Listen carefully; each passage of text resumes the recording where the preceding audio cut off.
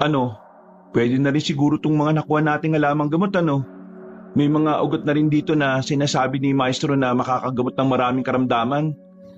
Oo nga kuya, kung meron man tayong kulang, pwede naman tayong bumalik dito. Tayo lang naman ang nangunguha ng mga halamang gamot dito eh.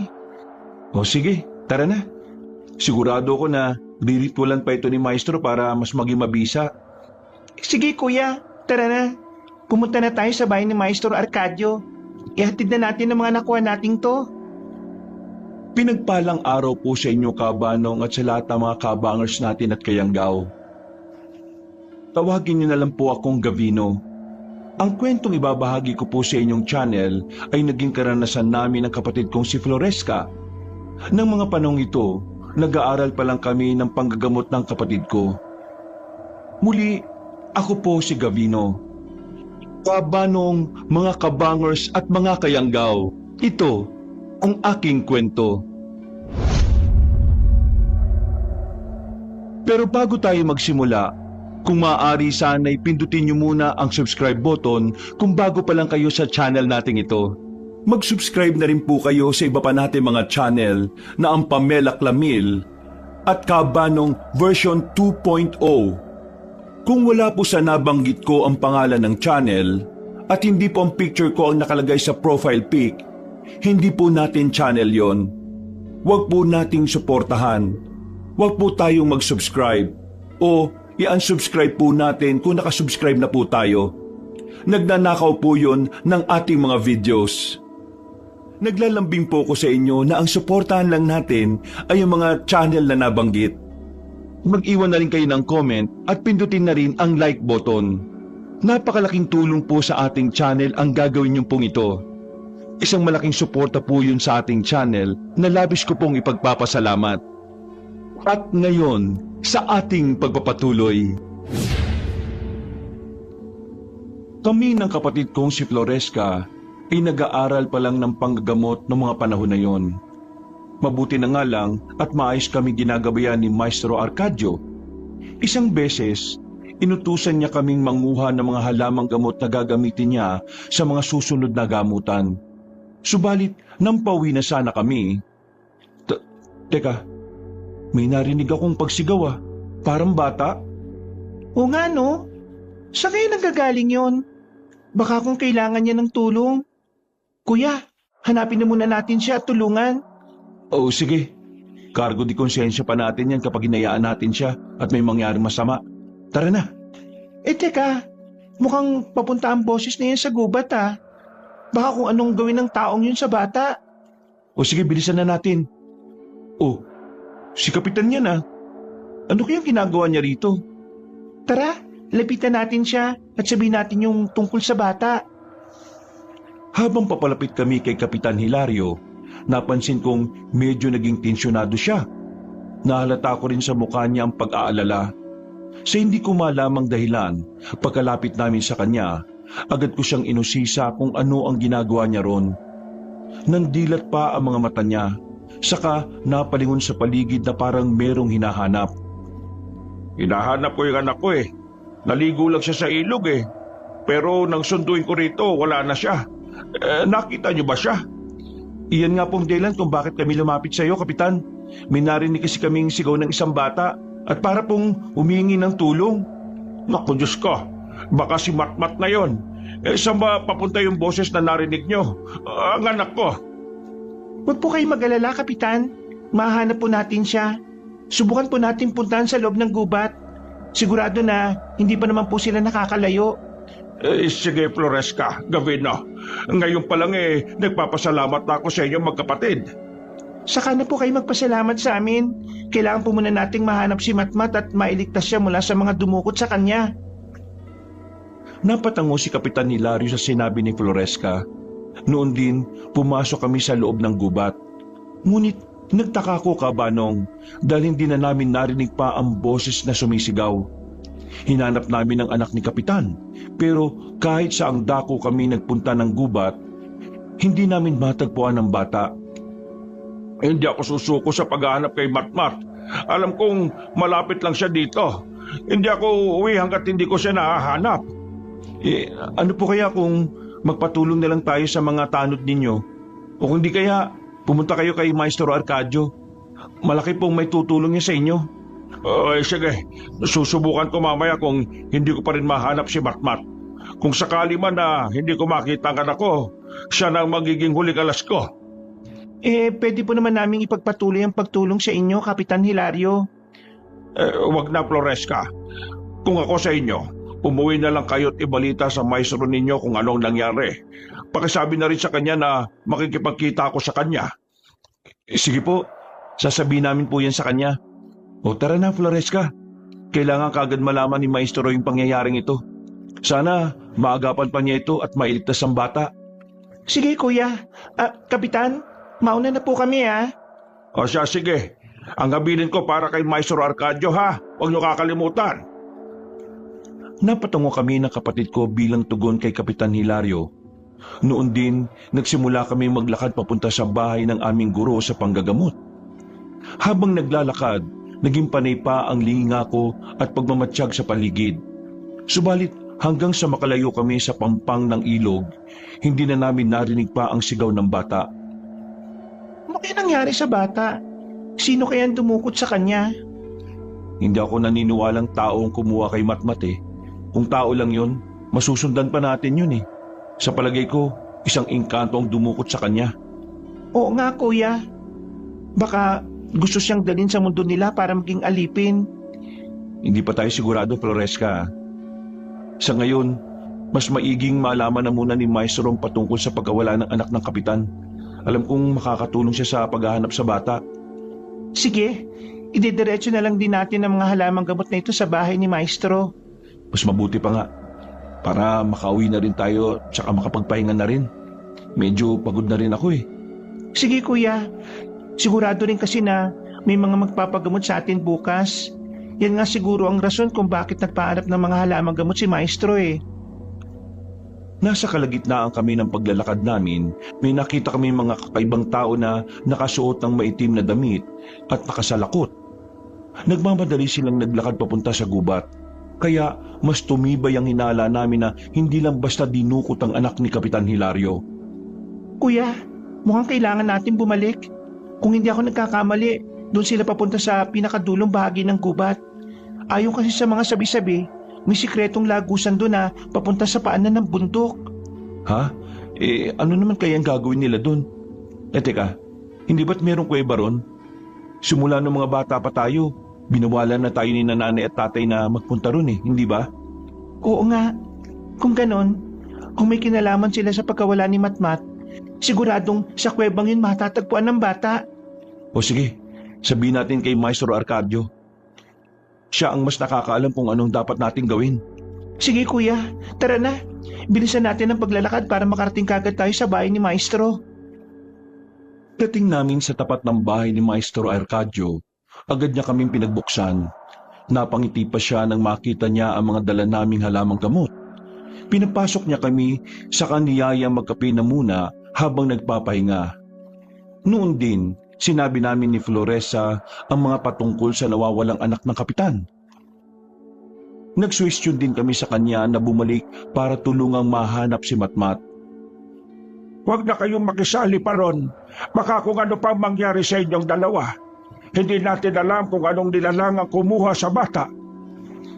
Paano po yung anak ni kapitan? Gusto pa nga niya makipag-usap sa inyo para humingi ng tulong. Ay nako, ipaubaya na lang ninyo sa akin yan. Huwag na kayong makisausaw ron. Malakas ang kutob kong hindi karaniwang nilalang ang dumukot sa bata. Sige po, pero kung kailangan po ninyo ng tulong namin, sabihin lang po ninyo, Maestro. Anumang oras po, nakaanda kaming tumulong sa inyo. Ay siya, sige. Maraming salamat sa inyo. Mga mauhusay kong estudyante. Maestro, pamilyar po ba kayo sa lihim na lagusan na papunta raw sa paanan ng bundok? May nakita kasi kami kanina na kakaibang tao. Baka po sila yung salarin ng pagkawala ni Matmat. Oo nga po, parang may mga balahibo ang braso at kamay nila. Tapos po, nagbabaga ang mga mata nila. Baka naman namamalik mata lang kayo. Teka, hindi kaya mga engkantong gala lang ang nakita nyo? Pabayaan na ninyo yon. Sigurado na naligaw lang sila rito. Hindi na sila babalik pa. O sige po, maestro. Pagkatapos namin magkape, nagpaalam na kami kay Maestro Arcadio. Sinabi naman niyang maghahanda siya sa pagkikita nila ni Kapitan Hilario. Nung makalis na kami, napalingon pa ako sa bahay ng aming guro. Napalunok ng laway ko nang makita ko siyang nakadungaw at pinagmamasdan kami. Hindi ko na sinabi pa yun sa kapatid ko at minabuting dumiretso na lang ng paglalakad. Pagka-uwi natin, kakain lang ako ng hapunan at matutulog. Sigurado na nakapagluto na rin naman si Nanay Pilar eh. Ako rin, kuya. Mukhang kailangan na nating magpahinga. Pabayaan na muna natin yung mga problemang yan. Lalo na yung mga pagkawala ng bata rito. Darating din ang araw at lalabas din ang katotohanan. Huwag lang tayong magmadali. Pero ang inaalala ko lang, baka may hindi magandang mangyari sa mga bata eh. Naisip ko nga rin yun, kuya. Pero wala naman tayong kakayahan para iligtas sila. Hindi pa naman tayo bihasang albularyo. Basta, kapag naramdaman ko na kailangan na ng tulong ng mga tao rito sa atin, hindi ako magdadalawang isip na tumulong sa kanila. Huwag ka mag-alala, kuya. Kung darating man ang araw na yon, tutulungan kita. Hindi kita pababayaan, Kuya Gavino. Magkasangga tayo. Salamat, Floresa. Pagka-uwi namin, nagpasya na kaming kumain at magpahinga. Naging normal naman ang mga sumunod na araw namin. Isang gabi, nasa kalagitnaan na kami ng pagtulog namin nang magising ako. Nakaramdam ako ng kakaibang kaba, kaya bumangon ako at saka napadungaw sa labas ng bintana. Habang nasa ganoong sitwasyon, may naulinigan akong mga ingay na animoy marahang tumatakbo. Sinipat ko ang paligid at nang naisipan kong bumaba para makiramdam, bigla kong sinita ni Nanay. Kung ako sa inyo, huwag ka nang bumaba. Hindi mo alam kung ano ang posibleng nandyan. Baka ikapahamak mo lang ang gagawin mo. Gusto ko lang po sana makasiguro, Nay. Mukhang may mga aswang nang nandito sa baryo natin eh. Baka ano pang gawin nila sa atin at sa mga alagang hayop. Pabayaan mo na. Tandaan mo, baguhang albularyo ka pa lang. Ano naman ang magiging laban mo sa mga aswang na yan kung sakali? Si Nanay talaga oh. Wala po ba talaga kayong bilib sa akin? Hindi naman siya ganoon, Gavino. Ayaw ko lang na masaktan kayo at may mangyaring masama sa inyo ni Floresa. Kayo na lang ang natitira sa akin at hindi ako papayag na may mawala pa sa inyo na kapatid mo. Huwag po kayong mag-alala, Inay. Hindi po kami mawawala sa inyo na kapatid ko. Gagawin ko po ang lahat para maprotektahan siya. Maraming salamat, anak. Dahil naiintindihan mo ako. Siguro, kung nandito lang sana ang tatay mo, malamang ipinagmamalaki ka na niya. Hindi naman po siguro, Nay. Wala pa naman po ako napapatunayan eh. Wala? Paanong wala? Isa kang masunuring anak, mabuting kapatid, at mahusay na estudyante ni Arcadio. Teka, si Maestro Arcadio po pala, matagal na po ba siyang nandito sa baryo natin, Inay? Hindi ko gaanong matandaan kung kailan siya lumipat dito. Basta ang alam ko, nagmula siya sa ibang lugar. Simula nga noong nandito siya, parang naging masagana ang baryo natin. Yan din ang rason kung bakit pati si Kapitan dumidikit sa kanya. Oo nga po eh. Ang ipinagtataka ko lang, bakit po kaya parang naging baliwala na lang sa kanila yung nangyari kay Matmat? Matmat? Yung ba yung anak ni Kapitan Hilario? Huwag mo nang hanapin yon. May mga chismis ngang kumakalat dito na alam naman nila talaga kung nasaan si Matmat. Alam nila? Paano po yun? Bakit hindi man lang nakakauwi yung bata? Sa bagay po, maging si Kapitan nga po hindi na rin hinahanap yun. Si Maestro naman, sinabihan niya kaming wag na raw makialam dahil delikado. Sundin na lang ninyo si Maestro Arcadio ninyo. Guro niyo siya Alam niya kung ano ang dapat at hindi dapat. Sige po, Inay. O siya, bumalik ka na sa pagtulog mo. Hayaan mo na ang kung anumang ingay sa labas. Baka napadaan lang yan dito. Sigurado na galang hayop lang yon. Napatango ko sa sinabi ni Nanay. Kahit na gusto kong lumabas para alamin kung ano ang gumagawa ng ingay, nagpasya na lang akong sundin ang sinabi niya. Bumalik ako sa higaan ko at makalipas lang ang ilang minuto, tuluyan na akong nilukob ng antok. Kinabukasan, dahil araw ng pagpunta namin kay Maestro, maaga kaming nagising ni Floresa. Pagkatapos namin mag-agahan, nagpaalam kami kay Nanay Pilar. Kayong dalawa, umuwi kayo bago pa man dumilim ha. Baka mamaya kung saan na naman kayo magpunta. Huwag po kayo mag-alala, Nay. Wala naman po sigurong iuutos sa amin si Maestro eh. Hindi nga po kami sigurado kung nandun siya ngayon sa bahay niya. Ay mas mabuti pa, sa mas malapit na daan na lang kayo dumaan. Para kung sakaling merong lakad ang guro nyo maabutan pa ninyo. Sige po, mas maigi nga pong doon na po kami dadaan. Mamaya, baka kumakasalubong pa namin si Kapitan Hilario eh. Ano naman kung makasalubong nyo? Ewan ko nga po, Inay. Simula po kasi nung nawala yung anak niyang si Matmat, nagbago na siya. Parang iba na siya kung ikukumpara sa dating kapitan natin. Yan nga din ang naiisip ko eh. Hindi na bali. Kung ano man ang rason ng pagbabago niya, malalaman din natin yan sa susunod. Ano naman ang binabalak mo, Gavino? Kung ano man yan, mas maigi kung wag mo na lang ituloy yan. Mas maigi kung hayaan na lang ninyo si Kapitan. Buhay niya yan eh. Hanggat wala siyang sinasaktang tao, ayos lang kung ano man ang pagbabagong nangyayari sa kanya. Sa bagay, may punto rin naman po kayo, Inay. O siya, mas mabuti kung umalis na kayo ngayon.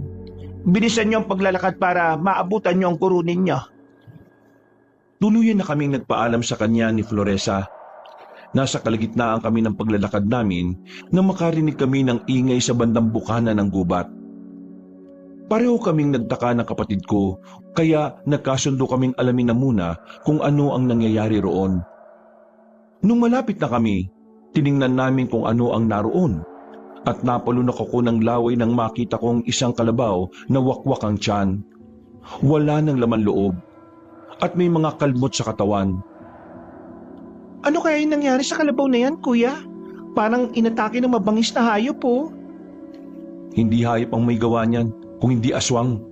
Hindi magagawa ng isang mabangis na hayop ang ganyang kabrutal na gawain.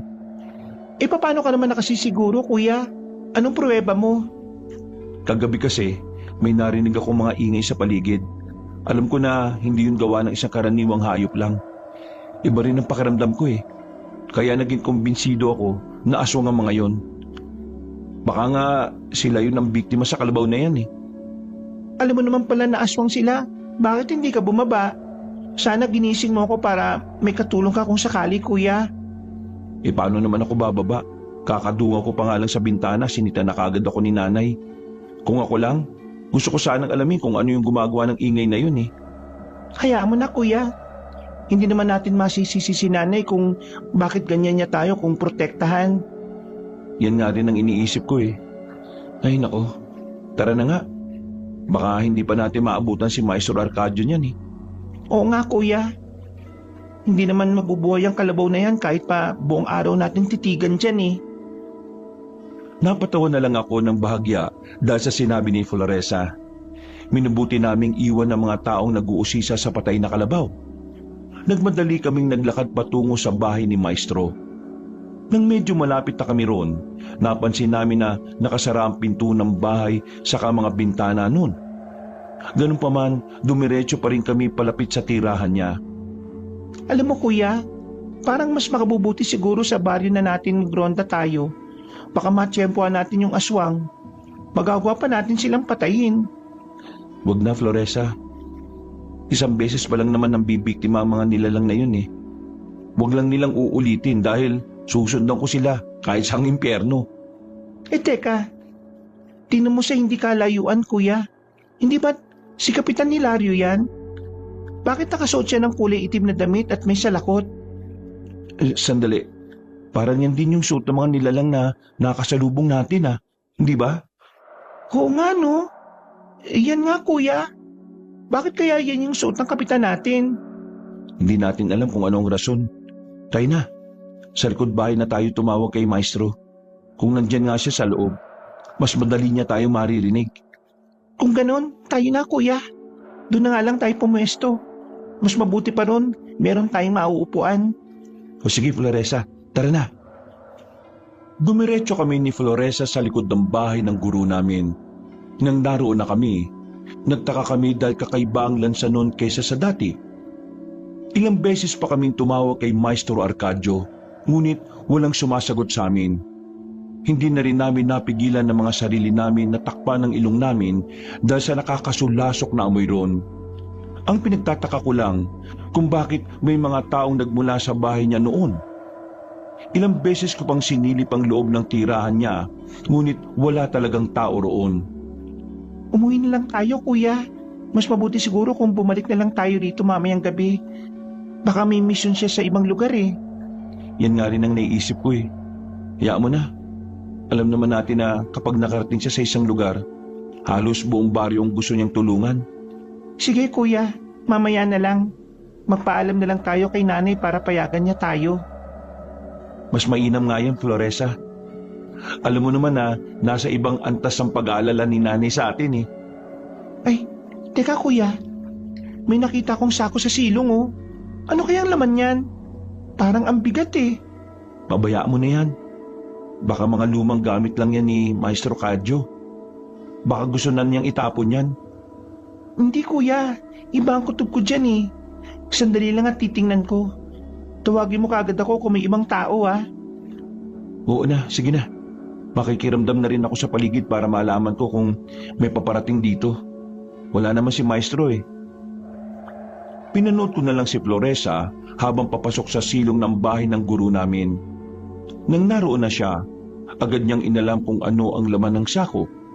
Nakita ko pang napailing siya. Kaya sinenyasan ko siyang umalis na roon at lumapit sa akin. Inusisa ko siya, pero ayon sa kanya, mga lumang damit lang ang naroon at iilang mga damit ng bata. Dahil naisip namin gabi pa kung uuwi si Maestro, minabuti na muna naming umuwi sa bahay. Pagdating namin doon, Oh, bakit umuwi kaagad kayo? Wala ba si Arcadio sa bahay niya? wala po eh. Hindi nga po namin alam kung nasan siya nagpunta.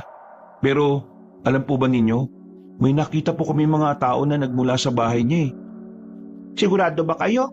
Paano naman nangyari yon? Hindi nga rin po namin alam inay eh. Basta po, isa sa kanila si Kapitan Hilario. Nakita pa po namin na nakasuot siya ng itim na damit na parang sa pare. Pero merong salakot. Yun din po ang suot ng mga nakita namin dati nung nawala si Matmat eh.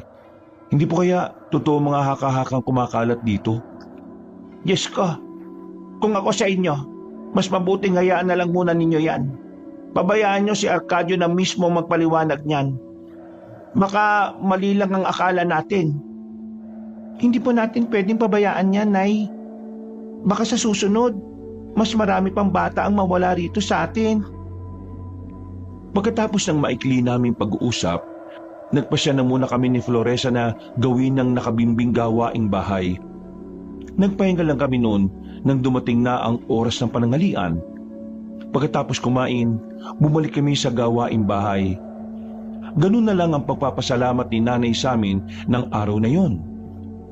Kinagabihan, pagkatapos kumain, hinantay na lang namin ni Floresa na makatulog si nanay bago kami umalis sa bahay.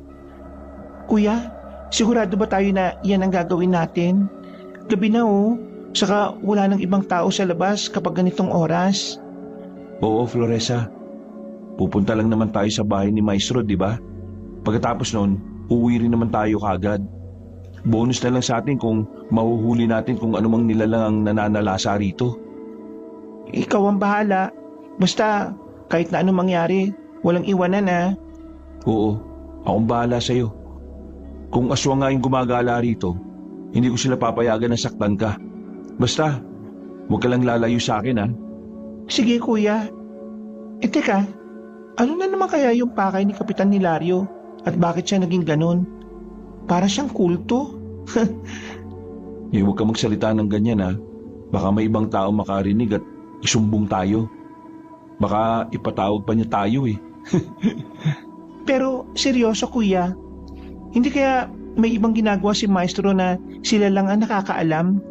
Baka mga kasamahan niya ang mga nakaitim na yon. Yan ang hindi ko alam. Pero kung makarating tayo ron at may kasamang nakaitim na damit si Maestro, baka may makuha tayong impormasyon Kailangan lang natin mag-ingat. Sige, Kuya Gavino. Magsasalita pa sana ako, ngunit may naulinigan akong ingay sa hindi kalayuan.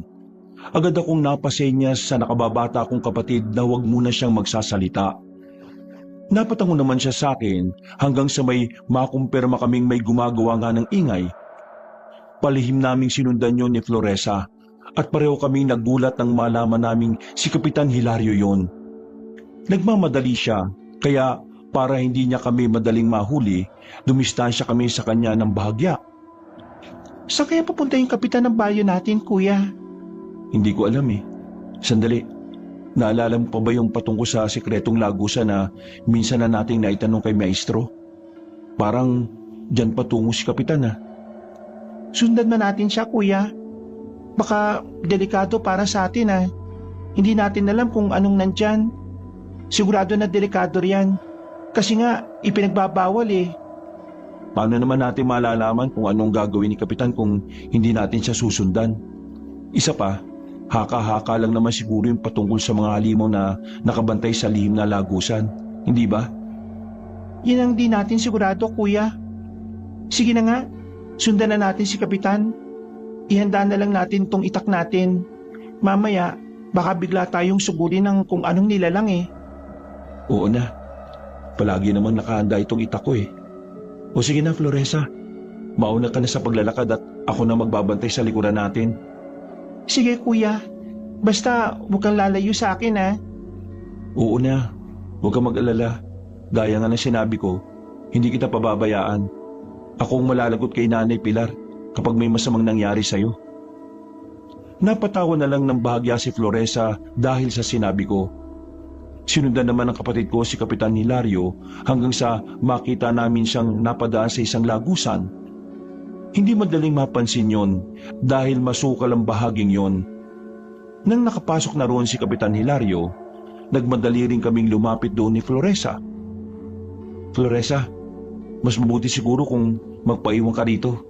Ako na lang ang papasok para malaman ko kung anong naroroon. Akala ko ba walang iwanan at hindi mo ako pababayaan? Bakit mo naman ako iiwan dito, Kuya? Oo nga no. Pero hindi natin alam kung anong naroon sa kabilang bahagi ng lagusan eh. Baka mas delikado roon. Dito ka na lang muna. Magtago ka muna. Hindi rin naman ako magtatagal eh.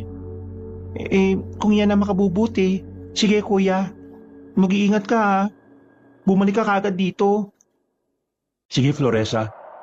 Aalamin ko lang kung anong gagawin ng kapitan natin. Aalis din kagad ako pagkatapos.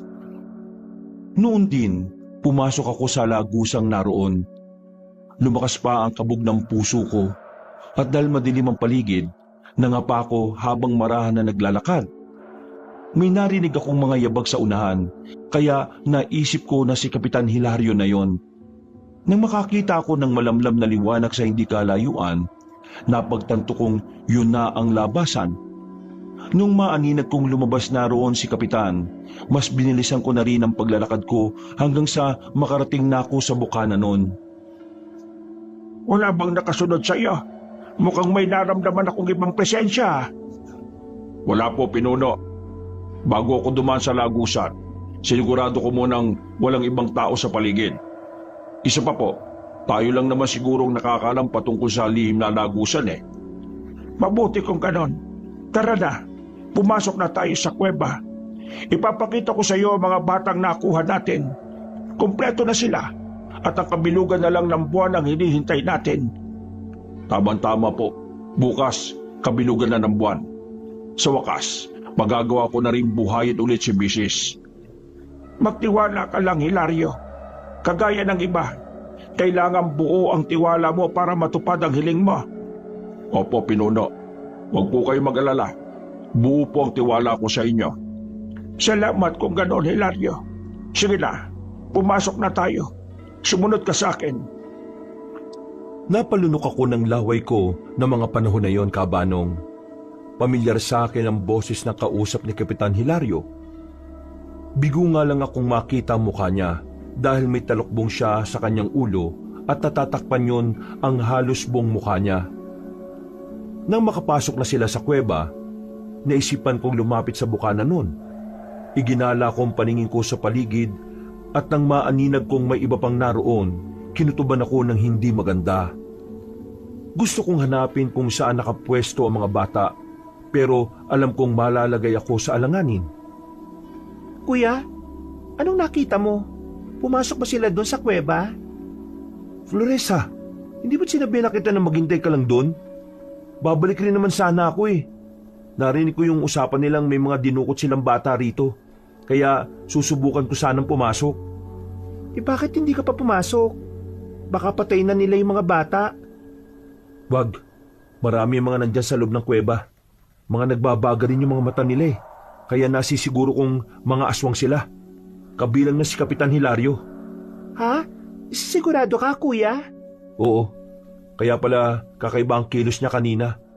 Nakita ko kasing parang panay ang linga niya at parang naglalaway siya eh. Eh sino naman ang kasama niya? Sino yung pinupuntahan niya dito? Hindi ako sigurado eh. Pero parang kaboses niya si Maestro Arcadio. Hawig sila ng timbre. Malabo namang si Maestro ang kasama niya.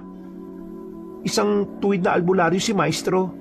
At hindi niya magagawang ipagpalit ng kanya katungkulan para lang sa pagiging aswang. Yun nga din ang iniisip ko. Alam ko na hindi siyang pinuno ng mga aswang.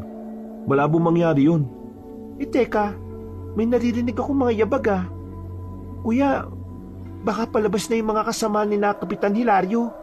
O sige na, magtago na muna tayo. Baka ano pa yung gawin nila kapag nakita nila tayo. Sige kuya, ayun, may malaking bato.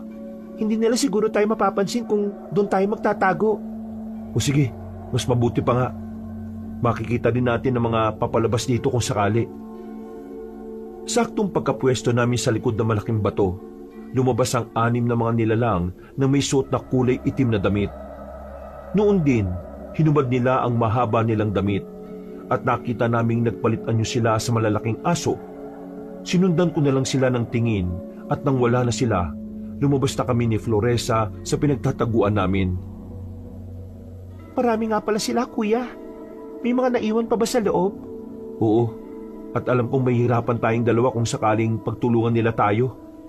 Eh anong gagawin natin? Baka magtagumpay ang mga yan sa kanilang plano. Kawawa ang mga batang dinukot nila. Sigurado na hinahanap na sila ng mga magulang nila. Eh, kailangan natin ng tulong ni Maestro Arcadio. Tayo na, punta natin siya sa bahay niya. Kung tulog man siya, gisingin na lang natin at sabihin kung anong natuklasan natin dito. Tara na kuya. Baka may iba pang aswang na lalabas at makita pa nila tayo. Sige, tayo na Floresa. Mag-ingat na lang tayo at baka inaabangan na pala tayo ng mga naunang aswang na lumabas. Ihanda ko na lang yung itak ko kuya. Para kung sakali na umatake sila, magagawa ko silang labanan kagad. Mabuti kung ganon. Hindi natin kabisadong lagusan eh. Baka bigla tayong sugurin ng mga aswang na yun. Nang masiguro namin na wala ng aswang na lalabas sa kuweba, nagmadali kaming umalis ni Floresa. Saktong pagkapasok namin sa lagusan, may narinig kaming sigaw ng isang bata. Babalik pa sana ang nakababata kong kapatid. Ngunit pinagsabihan ko siyang baka panlilin lang yun ng mga aswang. Nagpatuloy na lang kaming dalawa at saktong pagkalabas namin, biglang lumundag palapit sa amin ang 6 na mga aswang. Lalabanan natin sila. Hindi pwedeng tatakbo na lang tayo na parang mga dagang takot na mahuli ng pusa. Kung ganoon, sige. Nakahanda na akong lumaban, kuya. Kailangan din natin silang mapatay para hindi na sila makapagsumbong sa pinuno nila. Ayun na Floresa, ituon mo ng buong pansin mo at susugod na sila sa atin. Sige, kuya. Masusunod ng sinabi mo. Kayo mga aswang, dapat sa inyo pinapatay. Kayo ang rason kung bakit may mga batang nawawala rito at sa ibang baryo eh. Ngayon, titiyakin namin na hindi na kayo makakabalik pa sa kuweba ninyo. Kuya, sa bandang kanan mo. Baka maisan ka ng 2 yan. Hindi mangyayari yan, Floresa. Sila ang iisaan ko. Kahit pa na maliliksi yung gumalaw ang mga aswang, nilabanan namin sila ni Floresa gamit ang itak namin. Nung una, napansin kong medyo dihado kami. Kaya nag-isip ako ng magandang paraan para madali namin silang matatalo. Marana akong humakbang palapit kay Floresa hanggang sa lahat sila ay nakatuunan ng pansin sa kapatid ko. Noon din, Umikot ako at inatake ko sila mula sa likuran. Dahil sa ginawa ko, nagawa kong patayin ng 3 nilalang. Naging mas agresibo pa ang natitirang aswang, kaya ginawa namin ni Flores ang lahat para matalo yon. Kuya, ipabaya mo na sa akin ng 3 ito. Mas mahihina sila kung ikukumpara sa naunang 3 na napatay mo. Sigurado ka ba, Floresa? Baka kung ano mangyari sa'yo. Magtiwala ka lang. Kailangan ko rin matutunan ng pakikipaglaban. At mas matututo ko kapag hinayaan mo ko na labanan sila. Kung ganun, sige. Ikaw nang bahala. Magbabantay lang ako sa bukana ng lagusan. At baka may iba pang aswang na paparating dito. Sige Kuya Gavino, ako nang bahala rito. Saktong pagkapwesto ko sa bukana ng lagusan, narinig ko ang pag-angil ng mga aswang. Muli kong ibinaling ang pansin ko sa kapatid ko at nakita kong patuloy siya sa pakikipaglaban sa kanila. Hinayaan ko siya sa kanyang diskarte hanggang sa magawa niyang mapabagsak ang 3 aswang. Nakita ko pa kung paano niya ginilitan ang mga yon. At nang masiguro niyang patay na sila, lumapit siya sa akin. Kuya, nakita mo yon? Napatay ko rin sila ng walang kahirap-hirap. Oo nga eh, talagang mahusay ka, Floresa. Mana ka talaga sa akin. O ano, pumunta na tayo kay Maestro? Sige, kailangan may pagbigay alam natin sa kanya nakita natin. Alam niya kung anong mas mabuting gawin. Patutulungan din niya tayong puksain ng mga aswang na yan. Tama ka, Floresa. Tara na, bago pa mahuli ang lahat. Bukas na ang kabilugan ng buwan eh, at siguradong hindi maganda magiging kapalaran ng mga bata. Yan din ang naisip ko, Kuya. Hindi bale, nabawasan na ng 6 ang mga aswang. Hindi pa rin tayo pwede makampante ha. Hindi natin alam kung ilan ang mga aswang na nasa loob ng kuweba. Naglalabas-masok lang sila para mambiktima. Hindi rin natin alam kung gaano kalakas ang pinuno nila. Siya ang dapat nating paghandaan. Baka matalo niya tayo eh. Hindi mangyayari yan. Hanggat magkasama tayo at nagtutulungan, hindi tayo matatalo ni numan. Tama ka, Kuya Gavino. Hindi tayo matatalo at hindi tayo magpapatalo. Nagkasundo kaming 2 na umalis at pumunta sa bahay ni Maestro Arcadio. Habang naglalakad, nakiramdam kami sa paligid. Sa kabutihang palad, wala kaming naramdamang sumusunod sa amin. Binilisan namin ang paglalakad hanggang sa matanaw na namin ang bahay niya. Nagtaka kami kung bakit wala man lang lamparang nakabukas doon. Ganun pa man, nagpatuloy kami ni Floresa sa paglalakad hanggang sa makarating kami roon. Ilang beses naming tinawag si Maestro Arcadio pero hindi siya sumasagot. Kuya, mukhang di nakauwi si Maestro ah. Saan kaya siya nagpunta? Hindi ko alam. Baka marami ang nagpapagamot sa kanya kaya hindi siya kaagad nakauwi. Hindi bali, balikan na lang natin siya kinabukasan. E paano yung mga bata? Kailangan mailigtas natin siya, Kuya. Baka kung bukas pa tayo kikilos, magiging huli na ang lahat. Alam kong hindi pa naman gagawa ng hakbang ang mga aswang na yun eh. Hihintayin pa nila ang kabilugan ng buwan. Kung gagamitin nila sa ritual ang mga bata, iingatan nila ng husto mga yon. Sa bagay, may punto ka rin naman, Kuya. Sa ngayon, mas mabuti siguro kung uuwi na lang tayo. May 6 na tayong napapatay na aswang at kung makita nila ang katawan ng mga yon, sigurado na hahanapin tayo ng ibang aswang. Tama ka, Floresa. Delikado kung mananatili tayo rito sa labas. Baka bigla tayong tugisin ng mga yon. Tayo na, mas mabuting umuwi na muna tayo. Binilisan namin ang paglalakad hanggang sa makauwi kami sa bahay. Naging marahan lang kami sa paggalaw dahil mahimbing pa rin ang tulog ni nanay.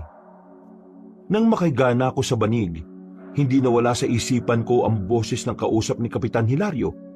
Kalaunan dahil sa labis ng pag-iisip, tuluyan na rin akong nakatulog. Kinabukasan, maaga kaming nagising at agad na nagpaalam kay nanay para puntahan si Maestro. Huwag kayong magtatagal doon. Masyado pang maaga. Isa pa, hindi pa naman ngayon ang araw ng pag-aaral ninyo ah. Opo, inay. Sasanggunin lang po kami kay Maestro Arcadio patungkol po sa pagkawala ng mga bata dito sa liblib na baryo. O basta, umuwi kagad kayong 2 ha. Huwag na kayong dadaan pa sa kung saan-saan. Opo, inay. Huwag po kayong mag-alala. May araw pa naman po eh. Wala pong mangyayari masama sa amin. O siya, sige na. Pero bago kayo umalis, kumain na muna kayo at nang magkalaman niyang tiyan ninyo. May nilaga akong saging doon sa kusina kung gusto niyo. Nakapagsaing na rin ako ron. Sige po. Floresa, tayo na sa kusina. Tama si nanay eh. Kumain na muna tayo bago umalis para may lakas tayo sa paglalakad. Sige kuya. Inay, sumabay na po kayo sa amin. Mamaya na ako. Hindi pa naman ako nagugutom eh. Sige na, kayo nang bahala ron. Nasa kalagitnaan kami ng pagkain ni Floresa nang may marinig kaming may nag-uusap sa labas ng bahay. Sinilip ko yon sa bintana at nalaman kong mga taga-kabilang baryo yon na naghahanap ng mga nawawala nilang anak. Napailing na lang ako at sinabi ko kay Floresa ang patungkol doon. Tumugma ang hinala namin ng kapatid ko. Kaya tinapos namin ang pagkain. Noon din, tinawag namin si nanay para magpaalam ulit sa kanya. Matapos yon, umalis kami ni Floresa. Kung gayon, marami-rami ang mga batang dinukot nila. Kung hindi natin sila mapipigilan at kung hindi natin ililigtas sa mga bata, baka magkaroon pa ulit ng pagkakataon para gawin ulit nila yun, kuya. Tama ka. Kaya nga kailangan natin ipagbigay alam kay Maestro ang nangyari para magabayan niya tayo kung ano ang dapat nating gawin. Paano kung hindi siya papayag? Baka kasi tututol siya sa magiging plano natin eh. Kung sakali man na hindi siya papayag, tayong dalawang gagawa ng paraan para mapuksa ang mga aswang at ang mailigtas natin ang mga bihag nila. Teka, ibig sabihin, may kinalaman din si Kapitan Hilario sa pagkawala ng anak niya? Kaya pala ayaw niyang tumulong tayo sa paghahanap sa anak niya. Oo nga eh. Sigurado na kagustuhan niya yun. Magbabayad siya. Pati tayo niloko pa niya. Naturingan pa naman siyang kapitan ng baryo na to. Malamang, kung papayagan natin siya at hindi pipigilan, baka gawin pa niyang aswang ang lahat ng mga nakatira dito. Hindi tayo papayag, kuya, no? Kahit na kapitan siya, hindi dapat tayo matakot sa kanya. Teka, sasabihin ba natin kay Maestrong patungkol sa nasaksihan natin? Yung kuweba at yung mga aswang na nakalaban natin? Mas mabuti pa nga.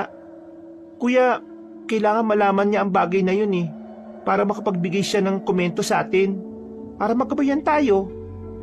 Ewan ko ba? Parang iba yung kutob ko eh. Gusto kong isikreto muna sa kanya ang patungkol sa natuklasan natin. Paano naman yung mga batang kailangan mailigtas kagad? Mamaya, kabilugan na ng buwan at hindi tayo dapat mag-aksaya ng oras. Sa bagay, isang malaking hakbang lang natin o kaunting oras lang ang pagkaantala. Ang mga bata ang malalagay sa alanganin eh. Ay, bahala na. Ang importante, mailigtas natin ang mga bata. Nagpatuloy ang kwentuhan namin ni Floresca hanggang sa hindi namin namalayan na natatanaw na namin ang bahay ng aming guro. Mas binilisan namin ang paglalakad hanggang sa makarating kami sa tapat ng bahay ni Maestro. Ilang beses kaming tumatawag sa kanya at sa kabutiang palad naroon na siya sa kanyang tirahan. Nang makita niya kami, pinapasok niya kami at nag-usap kaming tatlo. Maestro, mukhang nagsisimula na pong maging seryoso ang mga aswang sa paghasik ng lagim dito. Marami na po ang mga batang nawawala eh, at nababahala na rin po yung mga magulang nila. Sinabi ko naman sa inyo, delikado ang magiging sitwasyon natin kung makikisali tayo riyan. Napag-alaman kong malakas na uri ng nilalang pinuno nila. Sigurado na mahihirapan tayo. Ano pong dapat natin gawin? Alam nga naman pong pabayaan na lang natin ang mga nilalang na yan. Hindi naman po siguro sila ganun kalakas eh. Oo nga po, kagabi po kasi may humarang sa amin ng mga aswang. Nilabanan namin at sa kabutiang palad po, natalo namin. Natagpuan na rin po namin ang kuta ng mga aswang na yon, pati ang kanilang pinuno. Dumaan kami sa lagusan at nang makalabas kami ron, nakita namin ang kuweba. Sa palagay ko po, doon din nila dinadala ang mga bata eh. May narinig po kasi akong iyak ng bata ron. At isa pa po pala, may kailangan kayong dapat na malaman, Maestro. Ano naman yon, Gavina? Nakita din po namin si Kapitan Hilario ron eh. Kausap po niya yung aswang na tinatawag nilang pinuno. Namukha niyo ba yung aswang na yon? Yun nga po ang problema. Hindi ko yun namukhaan. Nakasuot siya ng itim na damit at may nakatalukbong sa kanyang ulo na parang si kamatayan. Yan na nga bang sinasabi ko? Hindi kayo dapat nakikisawsaw sa mga bagay na yan. Ibig sabihin lang yan, malakas ang pinuno nila. Sige na, mas mabuti kong ipapaubaya na lang ninyo sa akin ang bagay na yan. Iba ka po kung mapano kayo, maestro. Kailangan niyo po ng tulong namin ni Kuya Gavino. Alam ko ang ginagawa ko. At kung sakali man na talagang kailanganin ko ang tulong, ako na mismo ang lalapit sa inyong dalawa. Sa ngayon, umuwi na muna kayo at tulungan niyo ang nanay ninyo sa mga gawaing bahay. Hindi ko na muna kayo tuturuan. Sige na, at abala pa ako. Napatitig ako kay Floresa. Nakita ko sa ekspresyon ng mukha niya na naninibago siya kay Maestro. Noon din, nagpa siya kami magpaalam kay Maestro Arcadio at nagsimulang maglakad pauwi. Noong mga panahong yon, hindi namin maiwasan pag-usapan ang napansin namin sa aming guro. Baka naman gusto talaga niya tayong protektahan. Alam mo naman si Maestro, di ba? Ayaw niyang nalalagay tayo sa sitwasyon na tayo rin naman ang mahihirapan sa bandang huli. Yan nga kuya. Kung tutulong siya sa atin, o kung pumayag siya na tulungan natin siya, hindi tayo mahirapan. Oras na lang ang hinihintay natin kagabi. Sigurado na itutuloy na ng mga aswang ang plano nila. Ang ipinagtataka ko lang, bakit kaya mas gusto ni Maestro na mag-isa lang siyang gagalaw? Ano kayang gagawin niya, Floresa? Lalabanan ba niya ang mga aswang na yon? Ano kaya kung matyaga natin siya, kuya? Maliban sa malalaman natin kung ano ang totoo niyang pakay, magagawa rin natin siyang tulungan kaagad kapag nalagay siya sa alanganin. Sa bagay, pwede rin naman niyang iniisip mo. Mamaya, kapag naging madilim na ang paligid, aalis tayo at babalik sa bahay niya. Susundan natin si Maestro Arcadio. Sige kuya, kung totoong siya ang bahala sa mga aswang, paniguradong may naisip na siyang gawin. Tama ka, Floresa. Kaya kailangan malaman natin ang magiging galaw niya. Habang pauwi kami, may nakasalubong kami mga tao na naghahanap sa mga batang nawawala. Sa halip na sabihin sa kanila kung saan ang posibleng kinaroroonan ng mga bata, nagpasya kami ni Floresa na ilihim na muna yon. Naisip ko na kung malalaman ng mga tao ang patungkol sa kuweba, susugurin nila yon. Malaki ang posibilidad na makatakas pa sila at makapagpalit ng kanilang plano. Nung nakalis na ang mga tao, mabuti naman at hindi sila naging mapilit. At mabuti na lang talaga, hindi ka nagsalita patungkol sa kuweba kung saan posibleng naroon ng mga dinukot na bata. Alam ko naman po kasi kuya, na kung sasabihin ko, pupuntahan kaagad nila yon. Baka makatakas pa ang pinuno nila.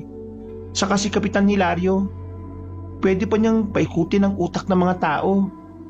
Sa bagay, isa pa, may araw ngayon. Mahirapan sila makahanap ng ebidensya na aswang si Kapitan Hilario. Kuya, ano kaya kung puntahan natin siya sa bahay niya? At pagkatapos, anong gagawin natin? Susubukan natin siyang usisain patungkol sa pinunong aswang. Wag, kapag ginawa natin yan, malalaman niya kaagad na may alam tayo sa mga ginagawa nila. Teka, ano kaya kung salip na si Maestro ang matyaga natin, siya na lang kaya? Pwede kuya, para mas maging madali sa atin ang paglapit sa pinunong aswang. Pwede rin natin siyang bihagin para may makuha tayong impormasyon patungkol sa mga aswang na yon. Kung ganon, sige, siya ang mamatyaga natin. Huwag lang tayo magpapalata sa ibang tao patungkol sa plano natin. May mga kapitbahay pa naman ang kapitang yon. Sa bandang likod bahay nila, masukal ang parting yon at hindi tayo madaling mapapansin doon. Malapit din yun sa bahay niya, kaya magiging madali rin sa pagmamatsyag natin sa kanya. O sige, yan ang gagawin natin. Pagka-uwi namin sa bahay, minabuti naming tulungan si nanay sa mga gawain. Habang nagtatrabaho roon, ikinuwento ni Nanay Pilar sa amin ang patungkol sa mga taong naghahanap ng mga batang nawawala. Sinabi rin namin sa kanya ang naging pasya ni Maestro Arcadio, kaya pati siya ay nagtaka. Ipinaliwanag ko rin sa kanya ang mga winika ng guro namin Ngunit hindi siya kumbinsido. Pakiramdam ko may ibang pinaplano ang guro ninyo. Kung ano man yon, sana naman makabubuti sa lahat, lalo na sa inyong dalawa. Sana nga po, Inay. Pero parang nakakasama lang kasi ng loob na ipinagtabuyan niya kami. Gusto lang naman naming tumulong at mailigtas sa mga inosenteng bata. Hayaan na lang ninyo. Baka mas gusto niya na mag-isa siyang gumalaw. Pero kung sakali man na may kinalaman siya rito, gusto kong gawin na rin ninyo ang nararapat. Ano pong ibig niyo sabihin, Nanay? Baka kaya siya nagdadalawang isip na kumilos kasi may alam siya sa nangyayari. Baka yan ang rason kung bakit ayaw niya rin sumama kayo sa kanya.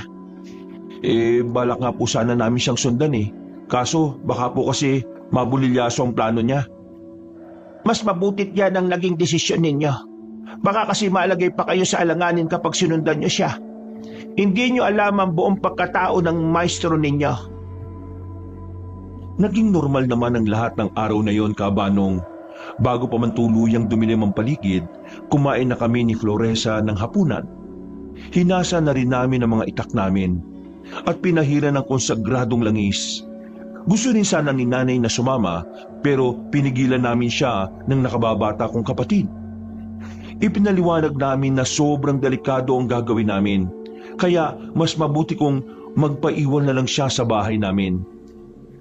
Dahil gusto naming matyagan si Kapitan Hilario, nagpaalam na kami kay Nanay Pilar.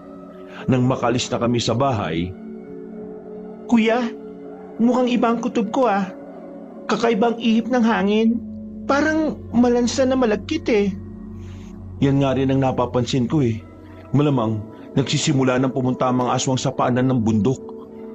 Baka nagtitipon na sila sa kuweba para makapaganda para sa ritual. Kung ganon, Kuya, mas mabuti siguro kung dumiretso na muna tayo sa lagusan.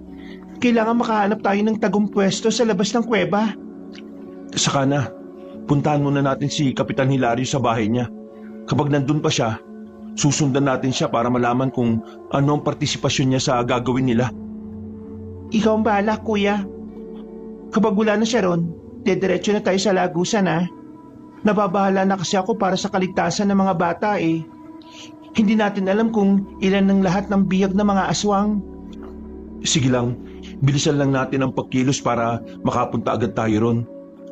Baka susugod din naman doon si Maestro Hindi tayo mahihirapan sa pakikipaglaban sa kanila. Sana nga, Kuya. Sana nga. Dumiretso kami sa bahay ni Kapitan Hilario para magmatsyag. Saktong pagkarating namin doon, nakita namin siyang bumaba. Agad kaming nagtago at habang minamatsagan namin siya, napansin namin na nagbabaga na ang mga mata niya. Bunsod noon, sinundan namin siya ni Floresa. Nagpasya na rin kami ng kapatid ko na huwag masyadong lumapit sa kanya dahil baka mapansin niya kami. Huwag tayong makampante Baka may mga nagmamatsyag din sa mga galaw natin. Maging alerto ka, Floresa, at ihanda mong itak mo. Sige, Kuya. Nahugot ko na rin naman to sa kaluban niya Umusal na rin tayo ng orasyon na tagabulag para mas mahirapan ng mga aswang na mapansin tayo. Sige na, para hindi na tayo ganong mabahala na baka mahuli nila tayo. Sige, Kuya. Gagawin ko yan. O ano, tapos ka na ba? Tapos na ako Kung pwede na tayo magpatuloy. Doon sa bahaging yon, nagpunta si Kapitan Hilario. Oo, Kuya. Tapos na rin ako. Tara na. Naging maingat si Floresa sa paglalakad hanggang sa may maaninag kaming isang tao na naglalakad din.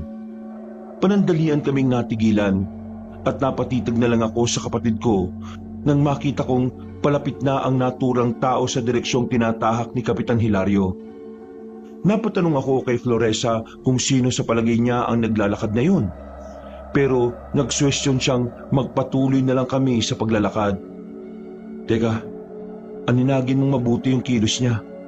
Para siyang si Maestro Arcadio Oo nga Kung si Maestro na nga yan, ano naman ang gagawin niya at bakit siya lalapit kay Kapitan Hilario ng ganitong oras? Hindi ko alam pero malakas ang kutob ko na meron siyang gagawin. Baka susugurin niya si Kapitan. Halika, Bilisan natin para makumpirma na rin natin kung si Maestro nga yan. Teka kuya, mukhang mali tayo ng hinala ah. Hindi sila naglaban. Parang may kung ano silang pinag-uusapan. Sigurado na iisa lang sila ng pupuntahan, Floresa. Sige na, kailangan mapigilan natin sila sa masama nilang binabalak. Paano naman kung si Maestro Arcadio na talaga yan kuya? Anong gagawin natin? Aalamin muna natin kung anong pakay niya. Kailangan maging klaro ang lahat. Malakas ang kutob ko na kung siya man yan, hindi siya gagawa ng bagay na alam niyang labag sa Diyos. Baka may iba siyang binabalak. Baka naman merong kakambal si Maestro kuya. Baka hindi lang niya sinasabi sa atin. Kasi alam niyang hindi maganda ang mga ginagawa ng kakambal niya. Napailing na lang ako sa sinabi ng kapatid ko, Kabanong. Sinundan namin ang dalawa hanggang sa makarating na kami sa bukana ng Lagusan. Nang mga sandaling yon, nakaramdam na ako ng kakaiba. Parang may mga matang nakamasid sa amin. Kaya inihanda ko na ang sarili ko. Inabisuhan ko na rin si Floresa, kaya maging siya ay nabahala na rin. Kuya, medyo natatakot na ako ah. Baka ano na mangyari sa atin kapag naging madalos-dalos tayo. Sa ngayon kasi, wala tayong kakampi. At hindi rin natin alam kung anong naging plano ni Maestro. Huwag kang matakot. Hindi ka dapat mabahala. Dahil lang sa mga nararamdaman nating kakaiba. Alalahanin mo na buhay ng mga inosenteng bata na kataya rito. Kapag hindi natin sila maililigtas, siguradong magpapatuloy pa rin ang mga gawain ng mga aswang na yun. Sa bagay, may punto ka rin naman kuya. Ay, sige na nga lang. Magpatuloy na lang tayo at baka may iba pang aswang na dadaan dito. Baka makita pa nila tayo. At kung iniisip mo si Maestro, hayaan mo na yun. Sa ngayon, tayong dalawa na lang muna magkakampi. Wala tayong ibang maasahan na magliligtas sa mga bata at sa paglaban sa mga aswang. Tama ka kuya. Kaya kailangan bantayan natin ang likuran ng bawat isa. Hindi na natin alam kung ilang aswang ang posibleng kakalabanin natin eh. Kaya nga, o sige na, dumretso na tayo. Baka nakalabas na sa kabilang bukana ng Lagusan yung dalawang yon. Sige Kuya Gavino. Maingat kaming dumaan sa Lagusan hanggang sa makalabas na kami sa kabilang bahagi nun. Ilang sandali pa, may narinig kaming yabag na papalabas sa Lagusan. Kaya napailing na lang ako. Itinoon ko sa kanila ang pansin ko. Nakita ko ang 3 aswang na naglalakad at pinagtutulungan kaladkarin ng isang tao na nooy umuungol pa at sinisikap na makapiglas. Dulot ng pangamba na baka mahuli kami, halos magbulungan na lang kami ni Floresa habang nag-uusap. Sino kaya yan? Mukhang di naman bata yan ah. Ang akala ko ba, mga bata lang ang dinudukot nila. Ano naman kaya ang pakin nila sa taong yan? Baka naman kalaban niya ng pinuno nila. Teka, paano naman kaya kung si Maestro Arcadio pala yun? Baka nabigo siya kuya. Baka namamalikmata lang tayo nang makita natin ang taong lumapit kay Kapitan Hilario. Baka nga Floresa. Tara na, nakapasok na sila sa kuweba. Alamin na muna natin kung saan banda nila itinago ang mga bata. Alamin din natin kung sino talaga yung taong dinukot nila. Sige Kuya Gavino, mauna ka na sa paglalakad at ako nang bahala magbantay sa likuran natin. Sige, basta huwag kang hihiwalay sa akin ha. Baka mahuli ka ng ibang aswang eh. Bago tayo pumasok, siguraduhin na rin muna natin kung may mga nakabantay ba sa Lagusan ng kuweba o wala. Mas mabuti pa nga yan ang gawin natin kuya. Pero sa palagay ko, walang nagbabantay dyan eh. Kung totoong narinig natin, sigurado na lahat sila ay abala sa paghahanda para sa gagawin nating ritual. Sana nga Floresa, magamit din natin ang pagkakataong yan para mapabilis ang pagliligtas natin sa mga bihag nila. Huwag lang tayong mahuhuli. At baka napatay na nila ang mga bata. Dulot ng pangamba na baka may kung anong mangyari sa mga bata, maingat kami lumapit sa bukana ng kuweba. Napasilip ako roon. At nang makita kong walang aswang na nakabantay roon, sumenyas ako kay Floresa na papasok na kami. Pagkapasok pa lang namin, sumalubong agad sa amin ang malansang amoy ng paligid. May mga suluring nandoon, kaya nalaman namin na parang may iba pang bukana roon na animoy papasok sa iba pang silid. Kailangan mahanap natin kung saan nila ikinulong yung mga batang dinukot nila. Ayun kuya, may nakita akong isang aswang. Naglalakad siya at parang may pupuntahan. Baka siya yung makakapagturo sa atin kung nasa naroon ng mga bata. Tayo na, sundan natin siya. Baka siya yung susi para matagpuan natin ang mga bihag nila. Eh kuya, saan naman kaya sila magtiritual? Wala namang malawak na bahagi rito ah. Aalamin pa natin yan. Sa ngayon, sundan na muna natin yung aswang na nakita natin. Sulitin natin yung pagkakataon na mag-isa lang siya. Kailangan hindi natin maagaw ang atensyon ng karamihan dito. Tama ka Kuya Gavino. Hindi bale, baka may makuha rin tayong impormasyon sa aswang na yan eh. Sinundan namin ang aswang na yon hanggang sa makarating kami sa tapat ng isang silid na natatakpan ng malapad na bato. Agad namang binuksan ng aswang ang silid na yon. Napailing na lang ako dahil alam ko sa sarili ko na hindi ko kakayaning itulak yon kapag naisara agad ng nasabing aswang. Ilang sandali pa, nakarinig kami ng mga iyakan ng bata sa loob ng nasabing silid. Dahil doon, nakumpirma namin ni Floresa na naroon nga sa loob ang mga bata. Dito ka lang, magbantay ka rito. Lalapitan ko yung aswang na yan at papatayin. Sige kuya, mag-iingat ka. Huwag kang magpapatalo sa demonyong yan ah. Sasabihan ka agad kita kapag may napansin akong papalapit dito. O sige na, basta makiramdam ka sa paligid. Nandito tayo sa teritoryo ng mga aswang eh. At hindi natin kontrolado mga nangyayari rito. Oo kuya, sige na. Nakapasok na sa silid ang aswang. Sigurado na may kukunin siyang bata. Pigilan mo siya, dali. Napatango ko kay Floresa at noon din inihanda kong itako. Pagkapasok ko sa silid, nakita kong namulagat ang mga mata ng mga bata. Agad akong napasenya sa kanila na huwag mag-iingay, kaya naging kalmado sila. Nalaman kong pinaghahanda na sila dahil kukunin na sila at dadalhin sa altar kung saan gaganapin ang ritual. Nang akmang hahawakan ng aswang ang isang bata, agad ko siyang tinaga sa likuran niya. Napalingon siya sa akin at nang akmang susugod siya, muli ko siyang tinaga. Pagkabagsak niya, agad ko siyang ginilitan ng leeg. Kuya Gavino, tulungan po niyo kami. Gusto kaming ialay ni na tatay. Ang gusto niyo po kasi buhayin ang pinuno ng mga aswang si nanay. Ha? Nababaliw na ba siya? Paano mangyayari yun? 5 taon nang patay ang nanay mo. Kahit na ano pang gawin nila, hindi na siya mabubuhay pa. Yun nga rin po sinabi ko sa kanya eh.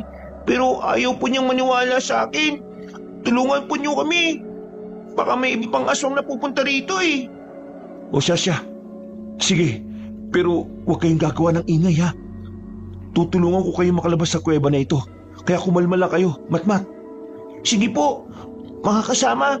Nadinig niyo sinabi ni Kuya Gavino ha. Kailangan na hindi tayo mag-ingay.